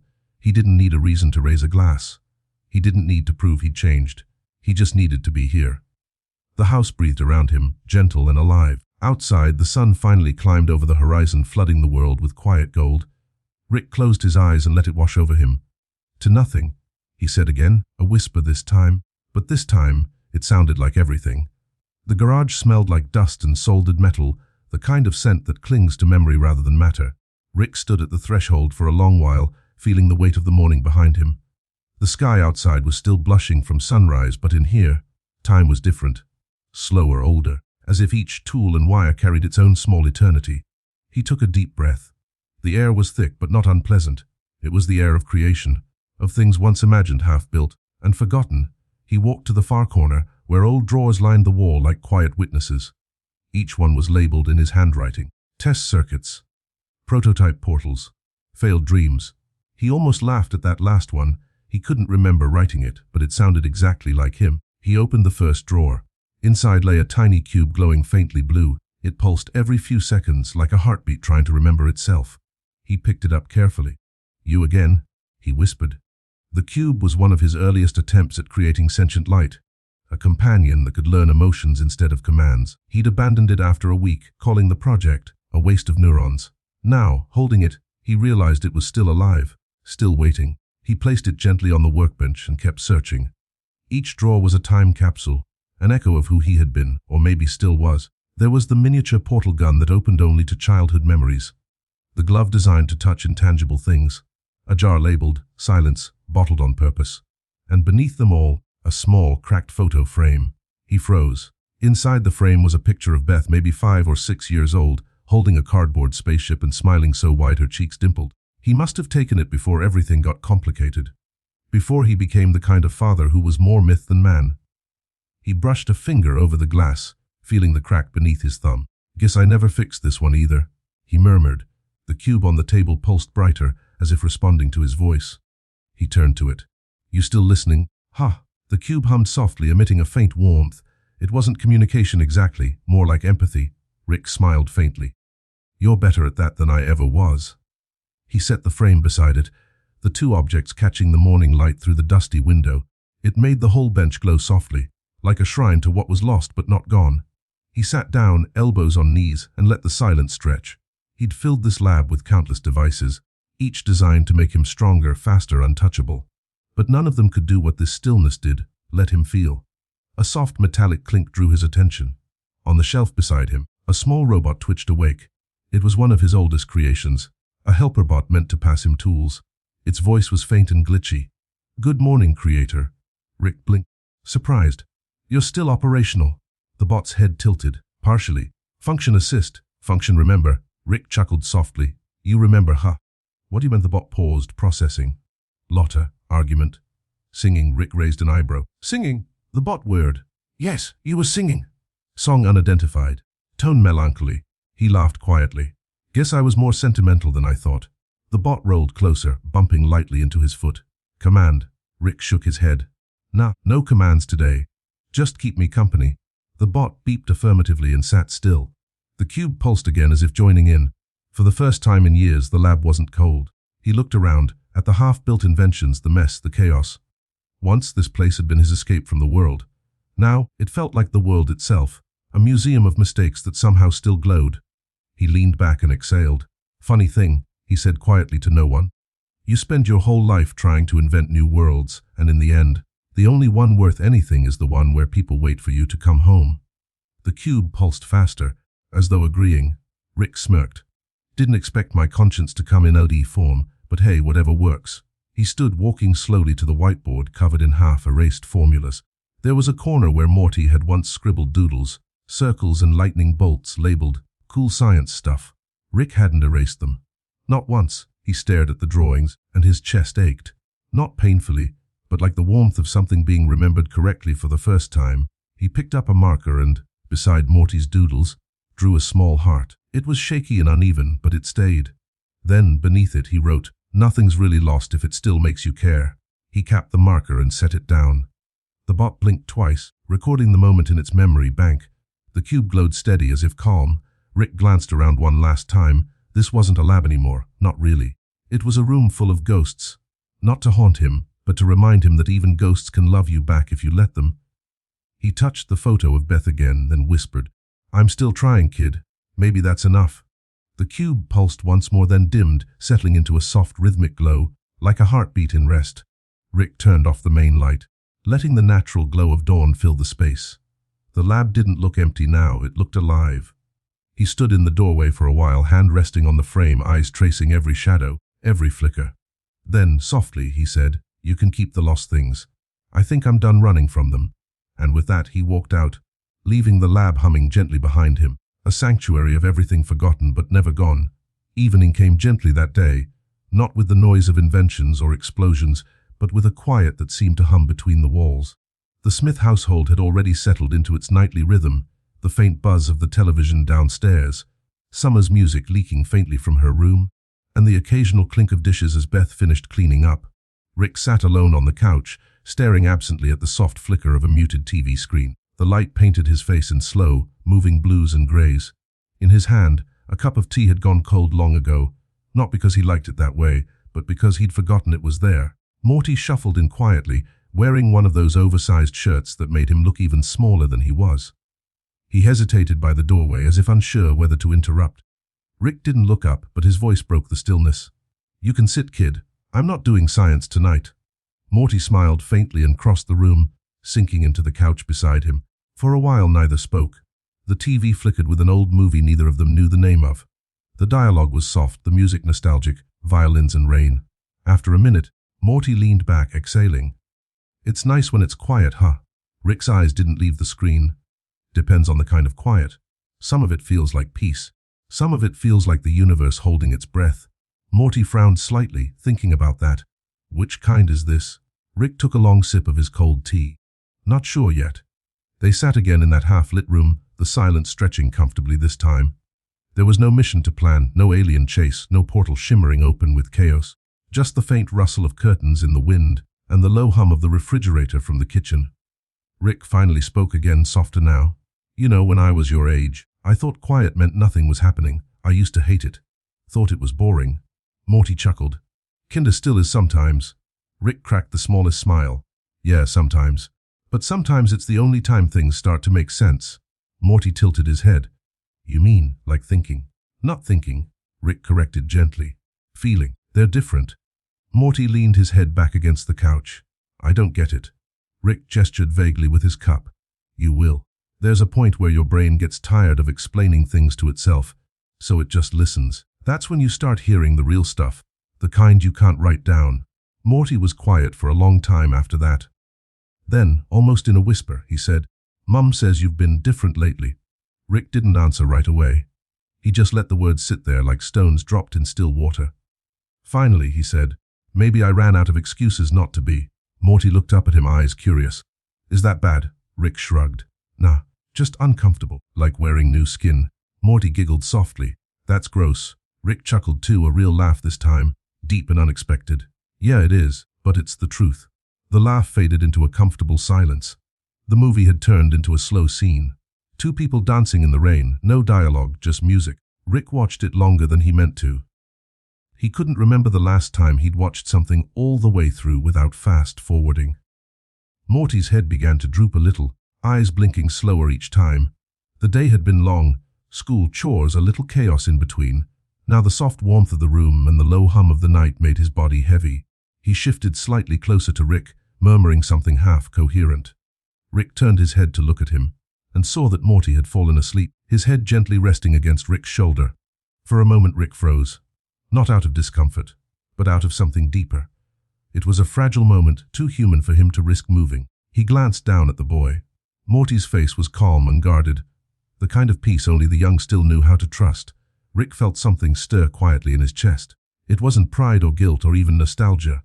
It was something simpler, something quieter. He whispered, "You're a good kid, Morty." Morty didn't stir, just breathed softly, his breath warm against Rick's sleeve. Rick stared ahead again, eyes flickering with the reflection of the TV. The dance scene had ended. The movie was fading into its final moments. Two people sitting together under a streetlight, saying nothing, just being. Rick smiled faintly. Yeah, just being. He leaned back carefully, trying not to wake the boy. The old couch creaked softly, but Morty didn't move. Rick's mind wandered, not through galaxies this time, but through years. Beth as a child, Summer as a baby, the way time moved like smoke, seen, felt, then gone. For once he didn't try to analyze it. He just let it pass through him like light through glass. He whispered to himself, maybe that's all there is. Not the big answers, not the inventions. Just these little moments before they fade.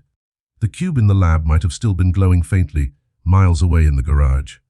The robot might have still been recording silence. But here in the living room, there was nothing to measure. Only two people breathing the same air, sharing the same stillness. Outside, the wind rustled through the trees.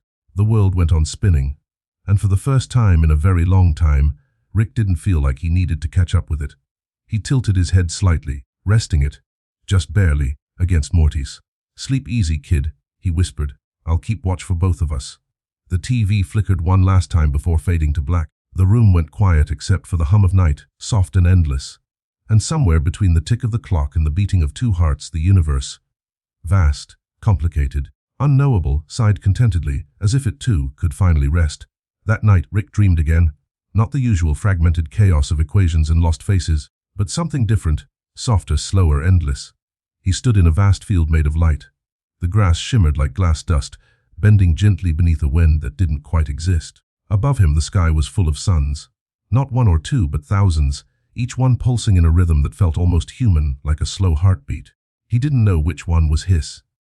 Maybe none of them were. Maybe all of them were. The air was heavy with warmth, not the scorching kind that burns, but the kind that soaks into your bones, reminding you that you're alive. He took a step forward, and the ground rippled like water.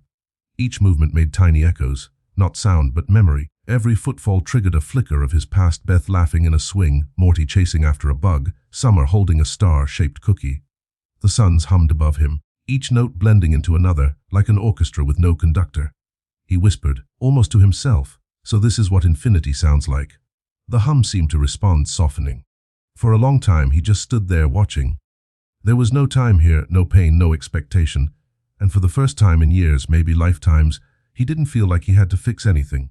He sat down in the shimmering grass and looked up at the horizon, if there even was one. The light didn't end. It stretched and stretched until his eyes watered, until everything looked like the same color of quiet. Somewhere a voice, his own maybe, spoke gently. "You've been running from the dark so long. You forgot how to stand in the light." Rick closed his eyes. "Yeah," he murmured. "Light burns too, you know." The voice laughed, not mockingly, just with understanding. "It only burns what you don't need anymore." He breathed out slowly, the way one exhales before falling asleep. In that breath, something small but old released. The tension that had lived in his shoulders for decades, the endless ache of guilt disguised as logic. He looked up again. The suns seemed closer now. They moved like living things, slow and deliberate. Each one glowed with a slightly different hue. One was pale blue, another rose gold, another deep violet like the inside of a bruise. And as he watched, he realized something strange. Each sun carried a version of himself. Not bodies, reflections, memories, possibilities. In one he was laughing with his family. In another he was alone but peaceful, painting small mechanical birds. In another he wasn't human at all, just a wisp of light drifting between worlds. All of them were him, and none of them were. He whispered, "So many versions and they all think they're the real one." The voice came again, softer now, like a whisper from inside his chest. "Maybe they all are. Maybe the trick isn't choosing one. It's loving the one you wake up in." He stared at the horizon, letting the thoughts settle like dust on an old book. Loving the one you wake up in. He'd spent years trying to prove something, to the universe, to his family, to himself. He'd broken laws of time and physics, chased gods through galaxies, mocked the very idea of meaning. But now, surrounded by these endless suns, it all felt so small, not worthless, just small. He closed his eyes and saw Morty's face again, that simple, earnest look he gave when he didn't understand but wanted to try anyway. There was something sacred in that look. Not worship, not blind faith, just belief. Rick whispered, "You still believe in me, don't you, kid?" The suns flickered, like they were nodding. He lay back in the grass of light, arms behind his head, watching the sky breathe. For once, he didn't analyze the stars. He didn't measure their heat or distance or potential for collapse. He just looked. He felt the hum move through him, gentle and rhythmic, like a lullaby from a world without gravity. And in that hum he heard it again, faint but real, Morty's voice. "Come home, Grandpa. We're not mad. We just miss you." The words echoed through every sun, rippling across the infinite sky. Each reflection of Rick looked up at once, eyes soft, hearts opening. He whispered back, "I'm trying, Morty. I really am." The field shimmered brighter. The suns began to merge, not collapsing, not exploding, but becoming one. A single, vast, warm light filled everything. It didn't blind him. It didn't burn, it just was. He could feel it on his skin, inside his chest, between his thoughts. It was peace. Not the absence of noise, but the presence of understanding. He remembered Birdperson's words, "Freedom isn't about running away. It's about resting." And maybe that was what this place was. A resting between worlds, a pause between breaths. The light grew softer. The dream began to fade. But Rick didn't fight it. He smiled faintly, whispering to no one and everyone, "Guess it's okay to stop running for a bit." The suns pulsed one last time, as if in agreement. And then, slowly, they dimmed, not dying, but sleeping. The hum lowered to a single note so quiet it almost wasn't there. Rick's breathing synced with it. Inhale, exhale, a perfect rhythm. He drifted, weightless, surrounded by infinite warmth, no gadgets, no regrets, no theories, just being. When he finally opened his eyes, the field of light was gone, replaced by the soft blue of early morning spilling through his window. He was home. Morty was still asleep on the couch. And for a moment, Rick couldn't tell if he had ever really left. He smiled faintly, whispering to the quiet, "Yeah, maybe that's the point." He reached over, gently adjusted the blanket around Morty, and leaned back. The dream lingered in his mind, suns humming, hearts aligning. Outside, the real sun was rising. It wasn't infinite, it wasn't cosmic, but it was enough. It was one of those afternoons that felt like the world was whispering rather than speaking. The air hung heavy with the slow hum of cicadas, and sunlight stretched lazily across the Smiths' backyard. The kind of day where time didn't move forward so much as drift sideways, like a leaf in warm water. Rick sat under the shade of an old oak tree. His lab coat was folded beside him, rare, for once, and in his hands he held nothing. Not a gadget, not a flask, just a silence he hadn't yet grown used to. The sky above was scattered with a handful of thin clouds, light as feathers, shaped like things only half remembered. One looked almost like a spaceship, another like a sandwich. He smirked faintly at that, the smallest twitch of a smile tugging at his lips. He heard the door slide open behind him. Summer's voice floated out, careful, testing the calm. "Hey, Grandpa, you okay out here?" Rick didn't turn. "That's a complicated question for this time of day," he said, his voice soft and slower than usual. Summer walked across the grass and sat a few feet away from him. The grass was cool beneath her palms, the smell of it sweet, grounding. "You've been out here a while," she said.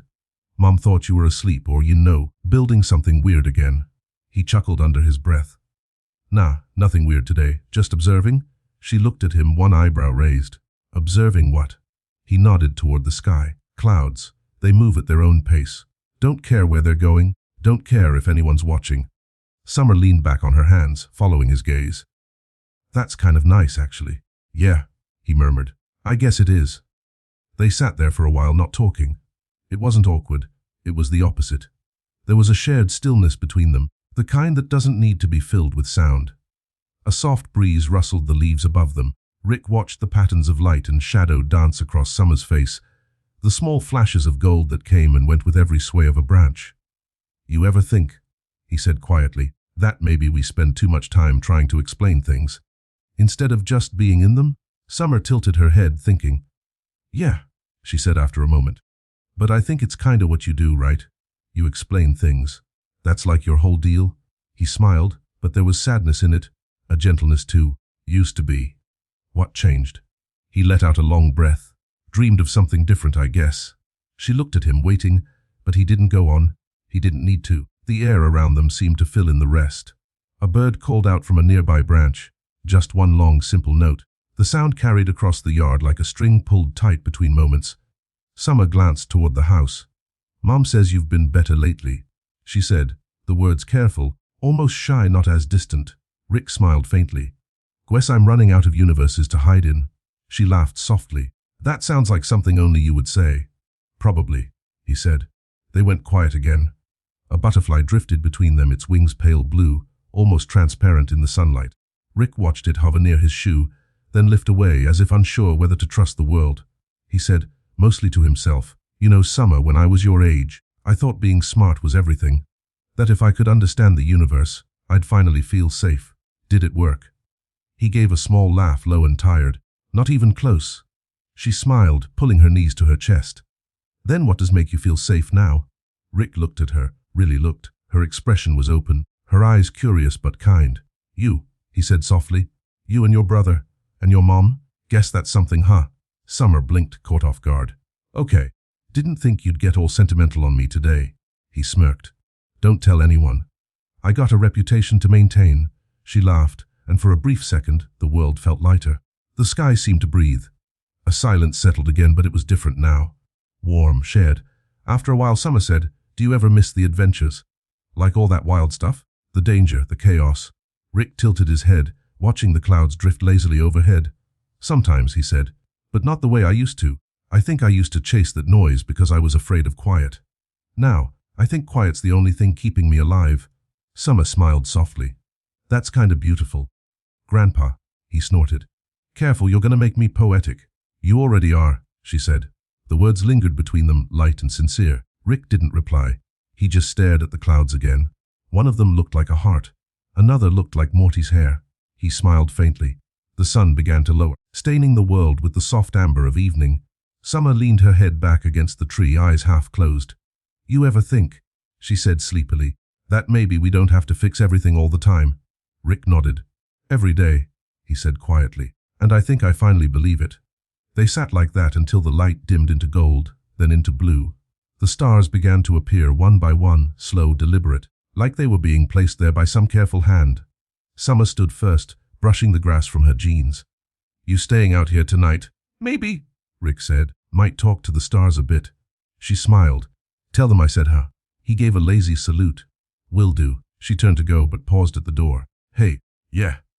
I'm glad you're here." Rick looked at her, his expression unreadable at first. Then he nodded, eyes soft. "Me too, kid, me too." She went inside, leaving the door slightly ajar. Rick leaned back against the tree again, listening to the house settle. The faint sounds of laughter, the clink of dishes, the hum of life continuing. Above him the stars shimmered, faint and distant. He whispered to them, voice barely audible, "She says hi." And for a moment, just one brief, infinite moment, he could swear the stars twinkled back a little brighter. He closed his eyes and smiled. The night was quiet, but it wasn't empty. It was alive, and so was he. The nights had grown quieter in the Smith household.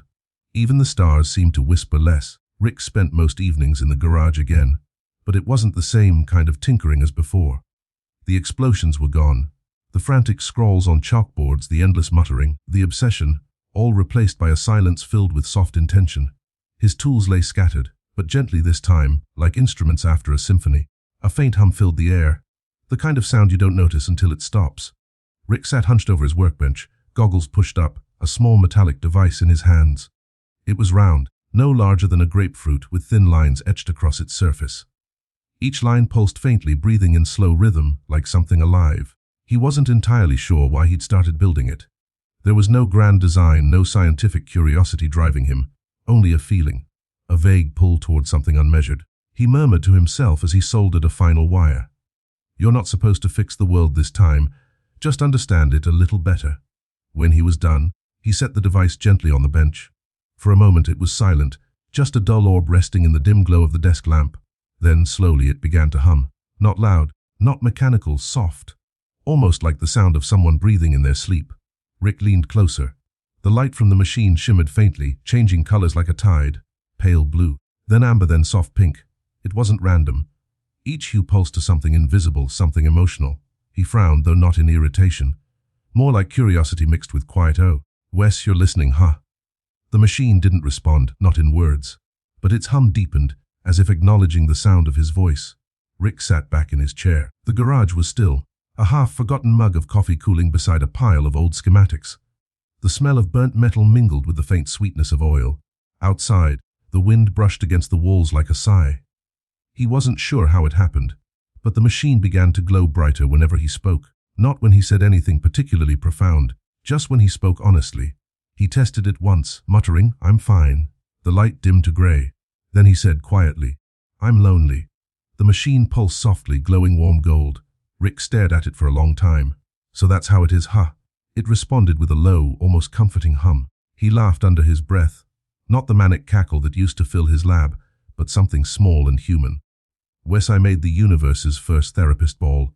But as the night went on, something about it began to feel different. The device wasn't just responding to him. It was learning from him. Its light flickered with the cadence of his tone, the rhythm of his pauses, the tiny tremors of emotion he usually buried beneath sarcasm and science. It wasn't intelligent in the traditional sense. It didn't talk or calculate. But it felt. It resonated. Hours passed without him realizing. He talked to it about things he hadn't spoken aloud in decades. About Beth, about Morty, about Birdperson, about the silence between stars. Every confession was met not with judgment, but with that same soft hum. When he mentioned his regrets, the light turned blue, cool and steady, like calm water. When he recalled laughter, it glowed gold. When he said nothing at all, it shimmered silver, a reflection of peace. By the time dawn began to peek through the blinds, Rick's voice had grown low and hoarse. He rested his head on his folded arms, still watching the machine. "You know," he mumbled, "you might be the first thing I've built that doesn't need fixing." The machine flickered once, faint like a heartbeat. He smiled tiredly. "Yeah, that's enough." When he woke later that morning, the light had dimmed. Morty stood at the edge of the garage door, blinking sleepily. "What's that thing?" "Grandpa," he asked, pointing at the sphere. Rick rubbed his eyes. "It's, just something I've been working on. It listens." Morty frowned. "Listens like it records stuff." Rick shook his head. "Nah, not like that. It listens. For real." Morty tilted his head. "That's kinda weird." Rick grinned faintly. "Yeah, well, so am I." He didn't explain further. Morty shrugged and wandered back inside. Rick sat there for a moment longer, watching the little machine. Its light brightened as Morty's footsteps faded, then settled into a gentle rhythm again. Later that evening, he placed it on a shelf near the window. From there, it could see the stars, or at least reflect their glow. He wanted it to have company. Days passed. The family went on about their lives. Sometimes Beth would walk into the garage and pause, noticing the faint humming glow. Sometimes Summer would sit near it when she was upset. The machine never spoke, but it always knew. Whenever someone was sad, its light grew warmer. Whenever laughter filled the room, it shimmered like starlight. Rick didn't tell anyone how it worked. Truth was, he didn't really know anymore. It wasn't just circuits and sensors. It was something quieter. An echo of care turned tangible. He found himself checking on it often. Not to tweak it, but to make sure it was still humming. He'd stand in front of it for a few seconds, hands in his pockets, and say nothing at all. And every time, it glowed, soft, patient, alive. One night he walked in and whispered, "Thanks." The machine glowed gold just once, like a heartbeat of understanding. Rick smiled, leaned back, and stared at the stars outside the window. For a moment, they seemed to blink in the same rhythm as the machine. A cosmic echo of empathy. He didn't know if that was real or if he was just tired. But maybe it didn't matter. For the first time in a long time, Rick felt like something in the universe was listening, not because it had to, but because it wanted to. He turned off the lights and left the garage door open just a little, so the starlight could reach inside. The hum of the machine followed him like a lullaby as he walked away. The morning sun spilled through the kitchen window, scattering gold across the table. Steam rose from a pot of coffee, curling softly into the air. The house was still, the kind of silence that wasn't heavy but watchful. Rick sat at the counter, hunched over a mug that had long gone cold. His hands were still, his eyes unfocused, as though he were watching something no one else could see. The small hum of the feeling machine drifted faintly from the garage, steady and distant, like a heartbeat echoing through the walls. He'd been awake all night again. Not building, not drinking, just thinking. Beth came in quietly, still in her robe, her hair messy, her eyes soft from sleep. For a moment she froze at the sight of him, the man who had been both a ghost and a storm her whole life, sitting there, not lost in chaos, but simply present. "Hey," she said, her voice small. Rick looked up slowly. "Morning, kiddo." Beth hesitated. It wasn't the first time she'd called him Dad in her head, but saying it out loud still felt like holding something fragile. "You're up early," she said instead. Rick smirked faintly. "Or late. Depends how you measure time these days." Beth poured herself a cup of coffee, sat across from him, and let the silence settle between them. It wasn't awkward, just thick with everything unsaid. Finally, she broke it. "Morty said you built something that listens." Rick shrugged. "Yeah, just a little gadget. Picks up emotions, not words." Beth took a sip of coffee, studying him. "That's new for you." He looked away. Gas explosions got boring. She smiled, small but real. "You always used to say feelings were chemical noise." "Yeah," he muttered. "Turns out noise can be kind of nice." Beth leaned back, her eyes narrowing slightly. "What changed, Dad?" He chuckled under his breath. "Everything, nothing. Take your pick." She tilted her head, waiting. Rick sighed, the kind of sigh that carried years. "You know, I used to think love was just another equation, inputs, outputs, a chemical reward system. But I don't think I ever calculated how much it hurts when the equation breaks." Beth looked down at her cup, swilling the coffee absent-mindedly. "You always left before it could break," she said softly. He didn't argue. He didn't deflect. He just nodded once. "Yeah, I did." The air hung still between them. Sunlight crept across the counter, warming their hands but not their hearts, not yet. After a long pause, Beth said, "When I was a kid, I used to think if I built enough stuff, you'd stay." Rick glanced up sharply. "You what?" She smiled sadly. "Remember the toy lab I made out of cardboard boxes? I even wore your old goggles. I thought maybe if I acted like you'd stop leaving." Rick's throat tightened. "Beth." She shrugged, pretending it didn't matter, though her voice trembled just slightly. "I guess I grew out of it. Or maybe I just stopped trying." He stared at her for a long time. The woman she'd become, the child she used to be, and all the space in between that he had missed. "I never stopped caring," he said finally. "I just didn't know how to show it without breaking something." Beth's eyes softened. "You don't have to say that, Dad. I do," he said. His voice cracked, barely audible. "Because I know I wasn't there. And every time I made it worse. You deserved better." Beth reached across the table then, not dramatically, not with tears, just gently, her fingers brushing over his hand. "Maybe," she said quietly. "But you're here now. That counts for something." Rick looked down at their hands, her skin warm against his. He didn't pull away. The silence that followed wasn't empty this time. It was full of shared memories, of grief, of slow forgiveness. Beth took a breath, then smiled faintly. "You know, when I was a kid, I used to imagine you'd come back one day with some big speech like, 'Beth, I've realized the error of my ways,' or something dramatic like that." Rick chuckled weakly. "Yeah, sorry to disappoint." "You didn't," she said. "Turns out I didn't need a speech. To this?" She squeezed his hand once before letting go. Rick blinked a few times, as if processing a data point he couldn't compute. Then he said quietly, "I built a machine that feels because I couldn't say the words myself." Beth tilted her head. "And does it feel what you feel?" "Sometimes," he said. "Mostly it listens better than I do." She laughed, a small, genuine laugh that filled the kitchen with warmth. "Well, that's a start." For the first time in a long while, Rick laughed too. It wasn't loud, but it was real. They sat there a while longer, sipping their coffee, watching the morning light stretch across the walls. The world outside was waking up, but inside, time moved slower, softer. At one point, Beth stood and walked to the window.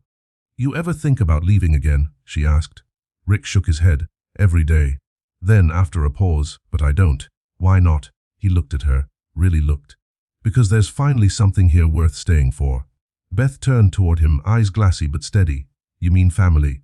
Rick gave a crooked smile. "Yeah. Or whatever version of it we've managed to glue together." She crossed the room and hugged him. It wasn't perfect. It was hesitant, awkward, but it was real. Rick froze for a heartbeat, then slowly, uncertainly, placed his arms around her. It wasn't a grand reconciliation.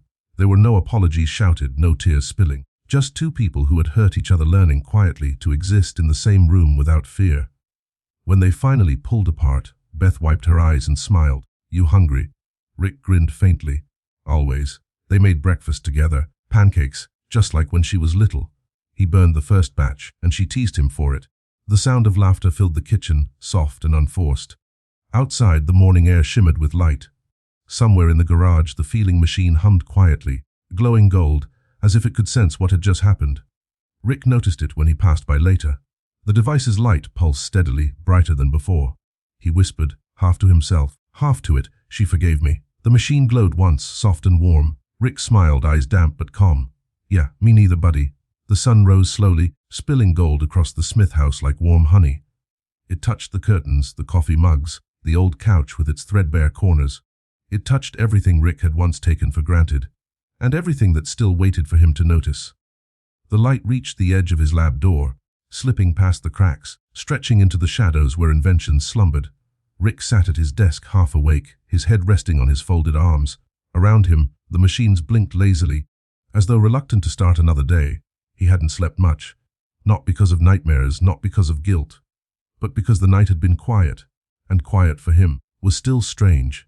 For the first time in what felt like centuries, there were no blue portals humming behind him, no half-finished escapes waiting for his hand. The portal gun lay on the workbench untouched, its surface gathering a thin layer of dust. Outside, the world carried on. Birds chattered in the trees, a dog barked somewhere down the street. He could hear faint movement upstairs.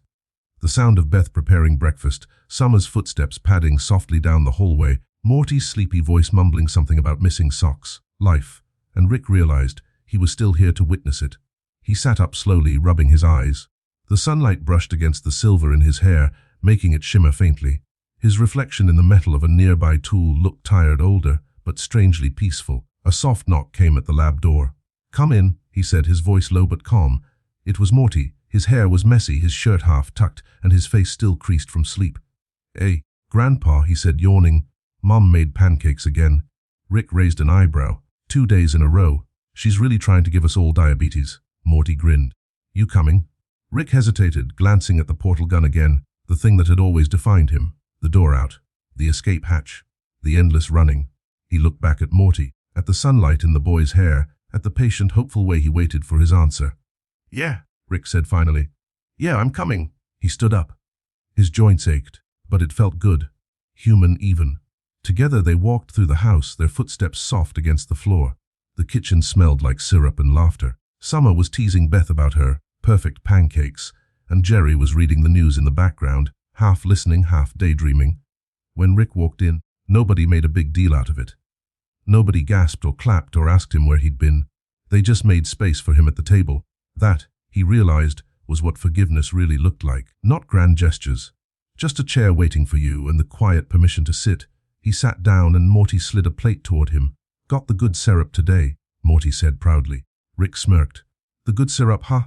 The fancy stuff. Imported," Morty said with mock seriousness. "From the cabinet next to the fridge." Rick chuckled. "Classy."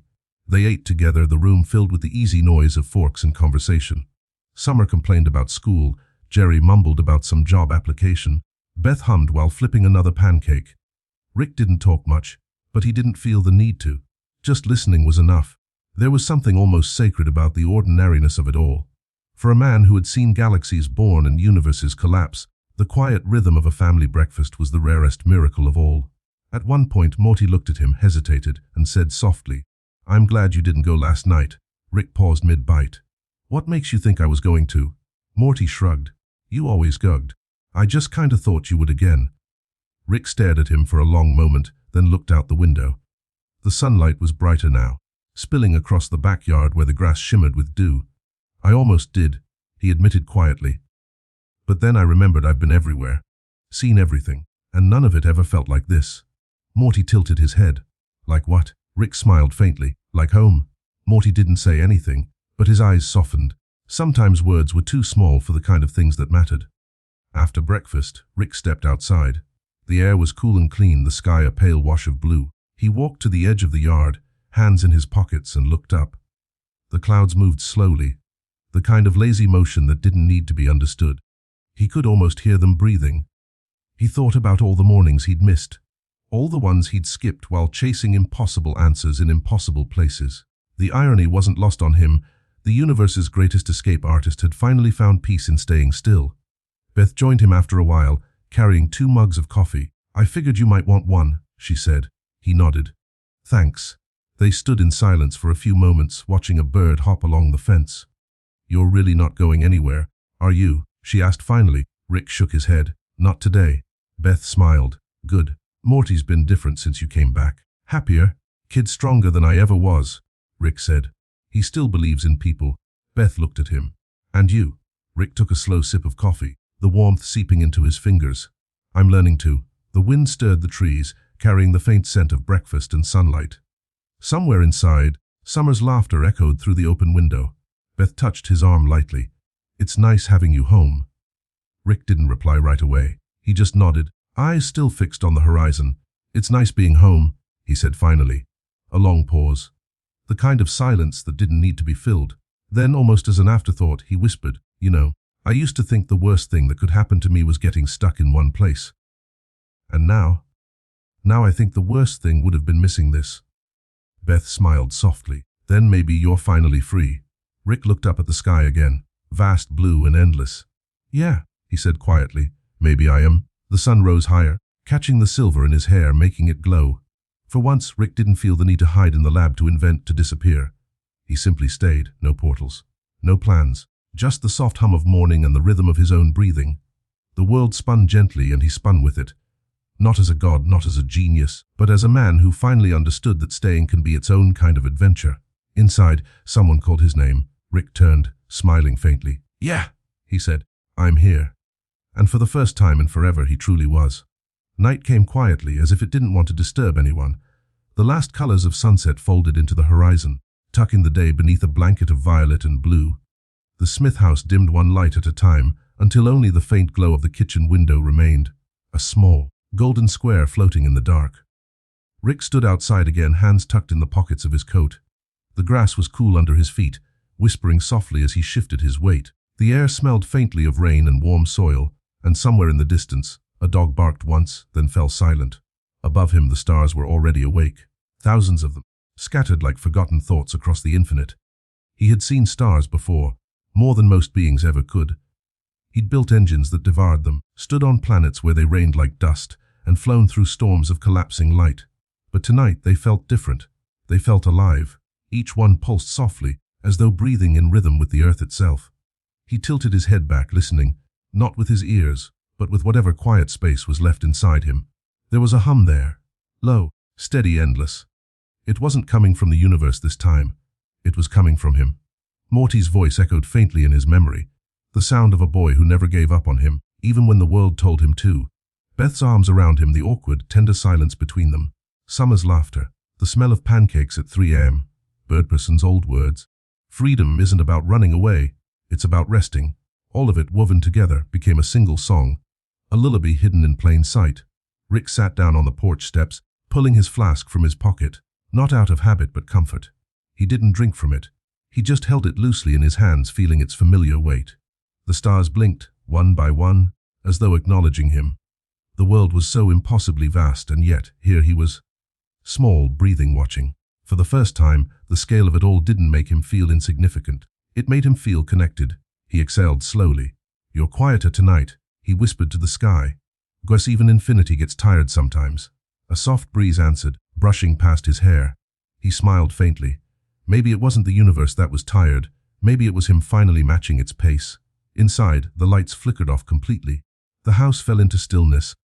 He could hear the distant rhythm of everyone's breathing, the sound of a family sleeping safely under one roof. It was such a simple thing, and it was everything. He leaned back, lying down on the cool grass. The stars swam above him, shifting slightly as his vision softened. Somewhere between awake and asleep, he began to hum. It was that same old tune, the one he had mumbled to himself in the prison of silence. Back then, it had been a song of defiance, a way to remind himself that he still existed. But tonight, it was something else entirely. Now it was peace. The melody floated into the dark, slow and uneven at first, then steady. Each note carried a memory, each pause a breath he hadn't taken in years. The sound seemed to travel farther than it should have, rippling through the quiet, touching the trees, the rooftops, the far-off fields. And as if in reply, the stars shimmered a little brighter. He laughed softly. Oh, so you do hear me? He didn't expect an answer. But one came anyway, not in words, not in logic, but in feeling. A warmth spread through the air, gentle and impossible. For a moment it felt like the universe was humming back, the frequencies of countless suns aligning, vibrating softly, cradling him in the vastness of everything. He closed his eyes. The hum deepened, not loud, not grand, just the quiet heartbeat of existence. And in that sound, Rick felt something like forgiveness. Not from the world or his family or even from himself. Forgiveness that simply was, the kind that didn't need to be earned. he whispered, half smiling. Guess we're good, huh? A meteor crossed the sky, slow, silent, graceful, a single thread of fire against the darkness. He thought about all the versions of himself still out there. The cruel ones, the lonely ones, the broken ones. He didn't hate them anymore. He didn't even pity them. He just hoped, in some small cosmic way, that they, too, would someday stop running. The hum went on. It felt older than time, softer than sleep. It filled the spaces between his thoughts until there was nothing left but stillness. He imagined Morty dreaming upstairs, safe and warm. Beth smiling faintly in her sleep. Summer rolling her eyes even in dreams. Jerry murmuring about something nobody understood. And him, just breathing beneath the stars, the hum inside him growing quieter with every heartbeat. He took one last look at the sky. The stars shimmered again, playful, alive, almost childlike. "Keep shining, you little bastards," he whispered. "You're doing great." He chuckled softly at his own words, and the sound blended into the night. Somewhere between that laugh and his next breath, the hum faded into silence. Not gone, just absorbed, as if the universe had taken it back for safekeeping. His eyelids grew heavy. The grass felt warm beneath him, the air cool above. The line between body and world began to blur, until it was hard to tell where one ended and the other began. Before sleep claimed him, he murmured one last thought, barely audible, almost a sigh. "Thanks for waiting for me." The stars pulsed once, faint, kind, eternal, and then the night folded itself around him, tender and infinite. Morning arrived gently, almost shyly, as though the sun itself was reluctant to disturb the peace that had settled over the house. The world was pale with dawn, that silvery in-between moment when everything holds its breath, not quite night, not quite day. The wind barely stirred, and the only sound came from the faint ticking of a clock somewhere deep inside. Rick stirred awake on the porch, his coat wrapped loosely around him. The stars had vanished, leaving behind a soft emptiness in the sky. His hair shimmered faintly in the morning light, the silver strands glowing like remnants of some forgotten starlight. For a moment, he wasn't sure where he was, not because of confusion, but because the silence felt otherworldly. The kind of silence that exists only when everything is right. He took a slow breath, the cool air filling his lungs. The scent of dew, soil, and faint syrup from last night's pancakes hung in the air. He smiled faintly. The door behind him creaked open. Morty stepped out, rubbing his eyes, his hair a messy halo of curls. "You slept out here?" he asked, voice soft with morning. Rick nodded, stretching lazily. "Didn't mean to. Guess the stars put me under." Morty sat beside him, pulling his knees up. For a while neither spoke. They just watched the horizon glow from gray to gold. "You ever think," Morty said after a long pause, "that maybe everything we do ends up in the stars somehow?" Rick smirked. "That's a pretty poetic thought for this early, kid." Morty shrugged. "I dunno. I just like the idea that nothing's really gone. That even when people leave, something of them stays." Rick stared at the boy, his awkward sincerity, his hopeful eyes. The kid had seen more of the universe than most adults could handle, and yet, he still found ways to believe in something gentle. "Yeah," Rick said finally, his voice low. "I think you're right." The two sat in silence again, listening to the world wake up. Birds began to call softly from the trees, and somewhere in the kitchen, a coffee maker gurgled to life. Rick glanced at the open door, the faint, golden light spilling through it like a welcome. That doorway had always meant something different to him. For years, doors had been his way out, an escape, a new universe, a new version of himself. But now, this one door, simple, wooden, humming with the smell of home, felt like something else. It wasn't an exit anymore. It was a promise. He stood up slowly, his knees protesting with quiet defiance. Morty followed. They stepped inside together, the air inside warm and alive. Beth was at the stove again, humming faintly. Summer was scrolling through her phone, muttering about school. Jerry was trying to fix a leaky faucet and failing spectacularly. It was all so ordinary. And yet, to Rick, it felt extraordinary. He paused near the kitchen doorway, just watching. Nobody noticed him right away, and he liked that. It meant the world was turning on its own, not waiting for him to save it. Beth turned eventually and saw him. "Coffee's ready," she said, smiling softly. Rick nodded. "I'll take it black." "Same as always," she said. "Yeah," he murmured, "same as always." He poured himself a mug and sat by the window, watching sunlight spill across the counter. Dust floated lazily through the air, each particle glowing like a tiny galaxy. He thought about all the doors he'd walked through, into battles, into loneliness, into mistakes. And now, for the first time, he'd found one that led him back. Morty joined him, toast in hand. "What you thinking about?" Rick smirked. "Same thing I always think about. Everything and nothing." Morty laughed. "That's weirdly honest." Rick took a sip of coffee, the warmth spreading through his chest. He looked at the boy, really looked. The freckles, the tired eyes, the quiet strength. "You did good, kid," he said softly. "You kept believing in me when you shouldn't have." Morty blinked, startled by the weight in Rick's tone. I knew you'd come back." Rick nodded slowly. "Yeah, guess I finally believed it too." They sat together as the sun climbed higher, bathing the room in light. Somewhere in the distance, the faint hum of one of Rick's inventions flickered to life. He didn't move to fix it. The noise didn't bother him. It just blended into the music of the morning, a reminder that even in peace, the universe still whispered.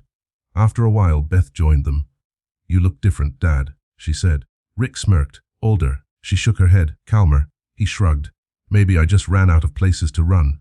Beth smiled gently. "Maybe you finally arrived." Her words lingered in the air, simple and perfect. Rick turned his gaze to the backyard. The sunlight on the grass shimmered like water. For a moment, the door frame around the yard seemed to blur, edges glowing faintly, almost like a portal. Except this one didn't lead to another world. It led to this one. He stood there, coffee mug in hand, watching the light shift. The morning breeze carried the faint hum of the stars, distant but still singing. He whispered under his breath, "Wes, this is it, huh?" The end of the line. But the words didn't sound sad. They sounded content. He thought of Birdperson, of Beth as a child, of every version of himself scattered across time. He hoped they all found their mornings too. Morty came up beside him again, half smiling. "Grandpa, do you think the universe ever stops expanding?" Rick chuckled softly. "Maybe not, but sometimes you do." They stood there in the doorway, half in shadow, half in light. The air shimmered around them, the faint outline of infinity pressing gently against the small, ordinary beauty of home. Rick felt it. The quiet balance between everything he'd been and everything he still could be. He took a deep breath, and the world breathed with him. Somewhere far above, the stars that had hummed him to sleep the night before began to fade into daylight. But he knew they'd still be there tonight, waiting, humming, patient as ever. He turned to Morty, his voice soft but certain. "Let's stay a while," and the universe, vast and unending, whispered back its approval in silence. The light grew brighter, filling the room, spilling past the door until everything shimmered, soft, golden, endless. Rick closed his eyes. The hum of the stars lingered faintly in his chest, steady and calm. He smiled, a small, peaceful smile, and whispered into the morning, "Yeah, everything's gonna be okay, man.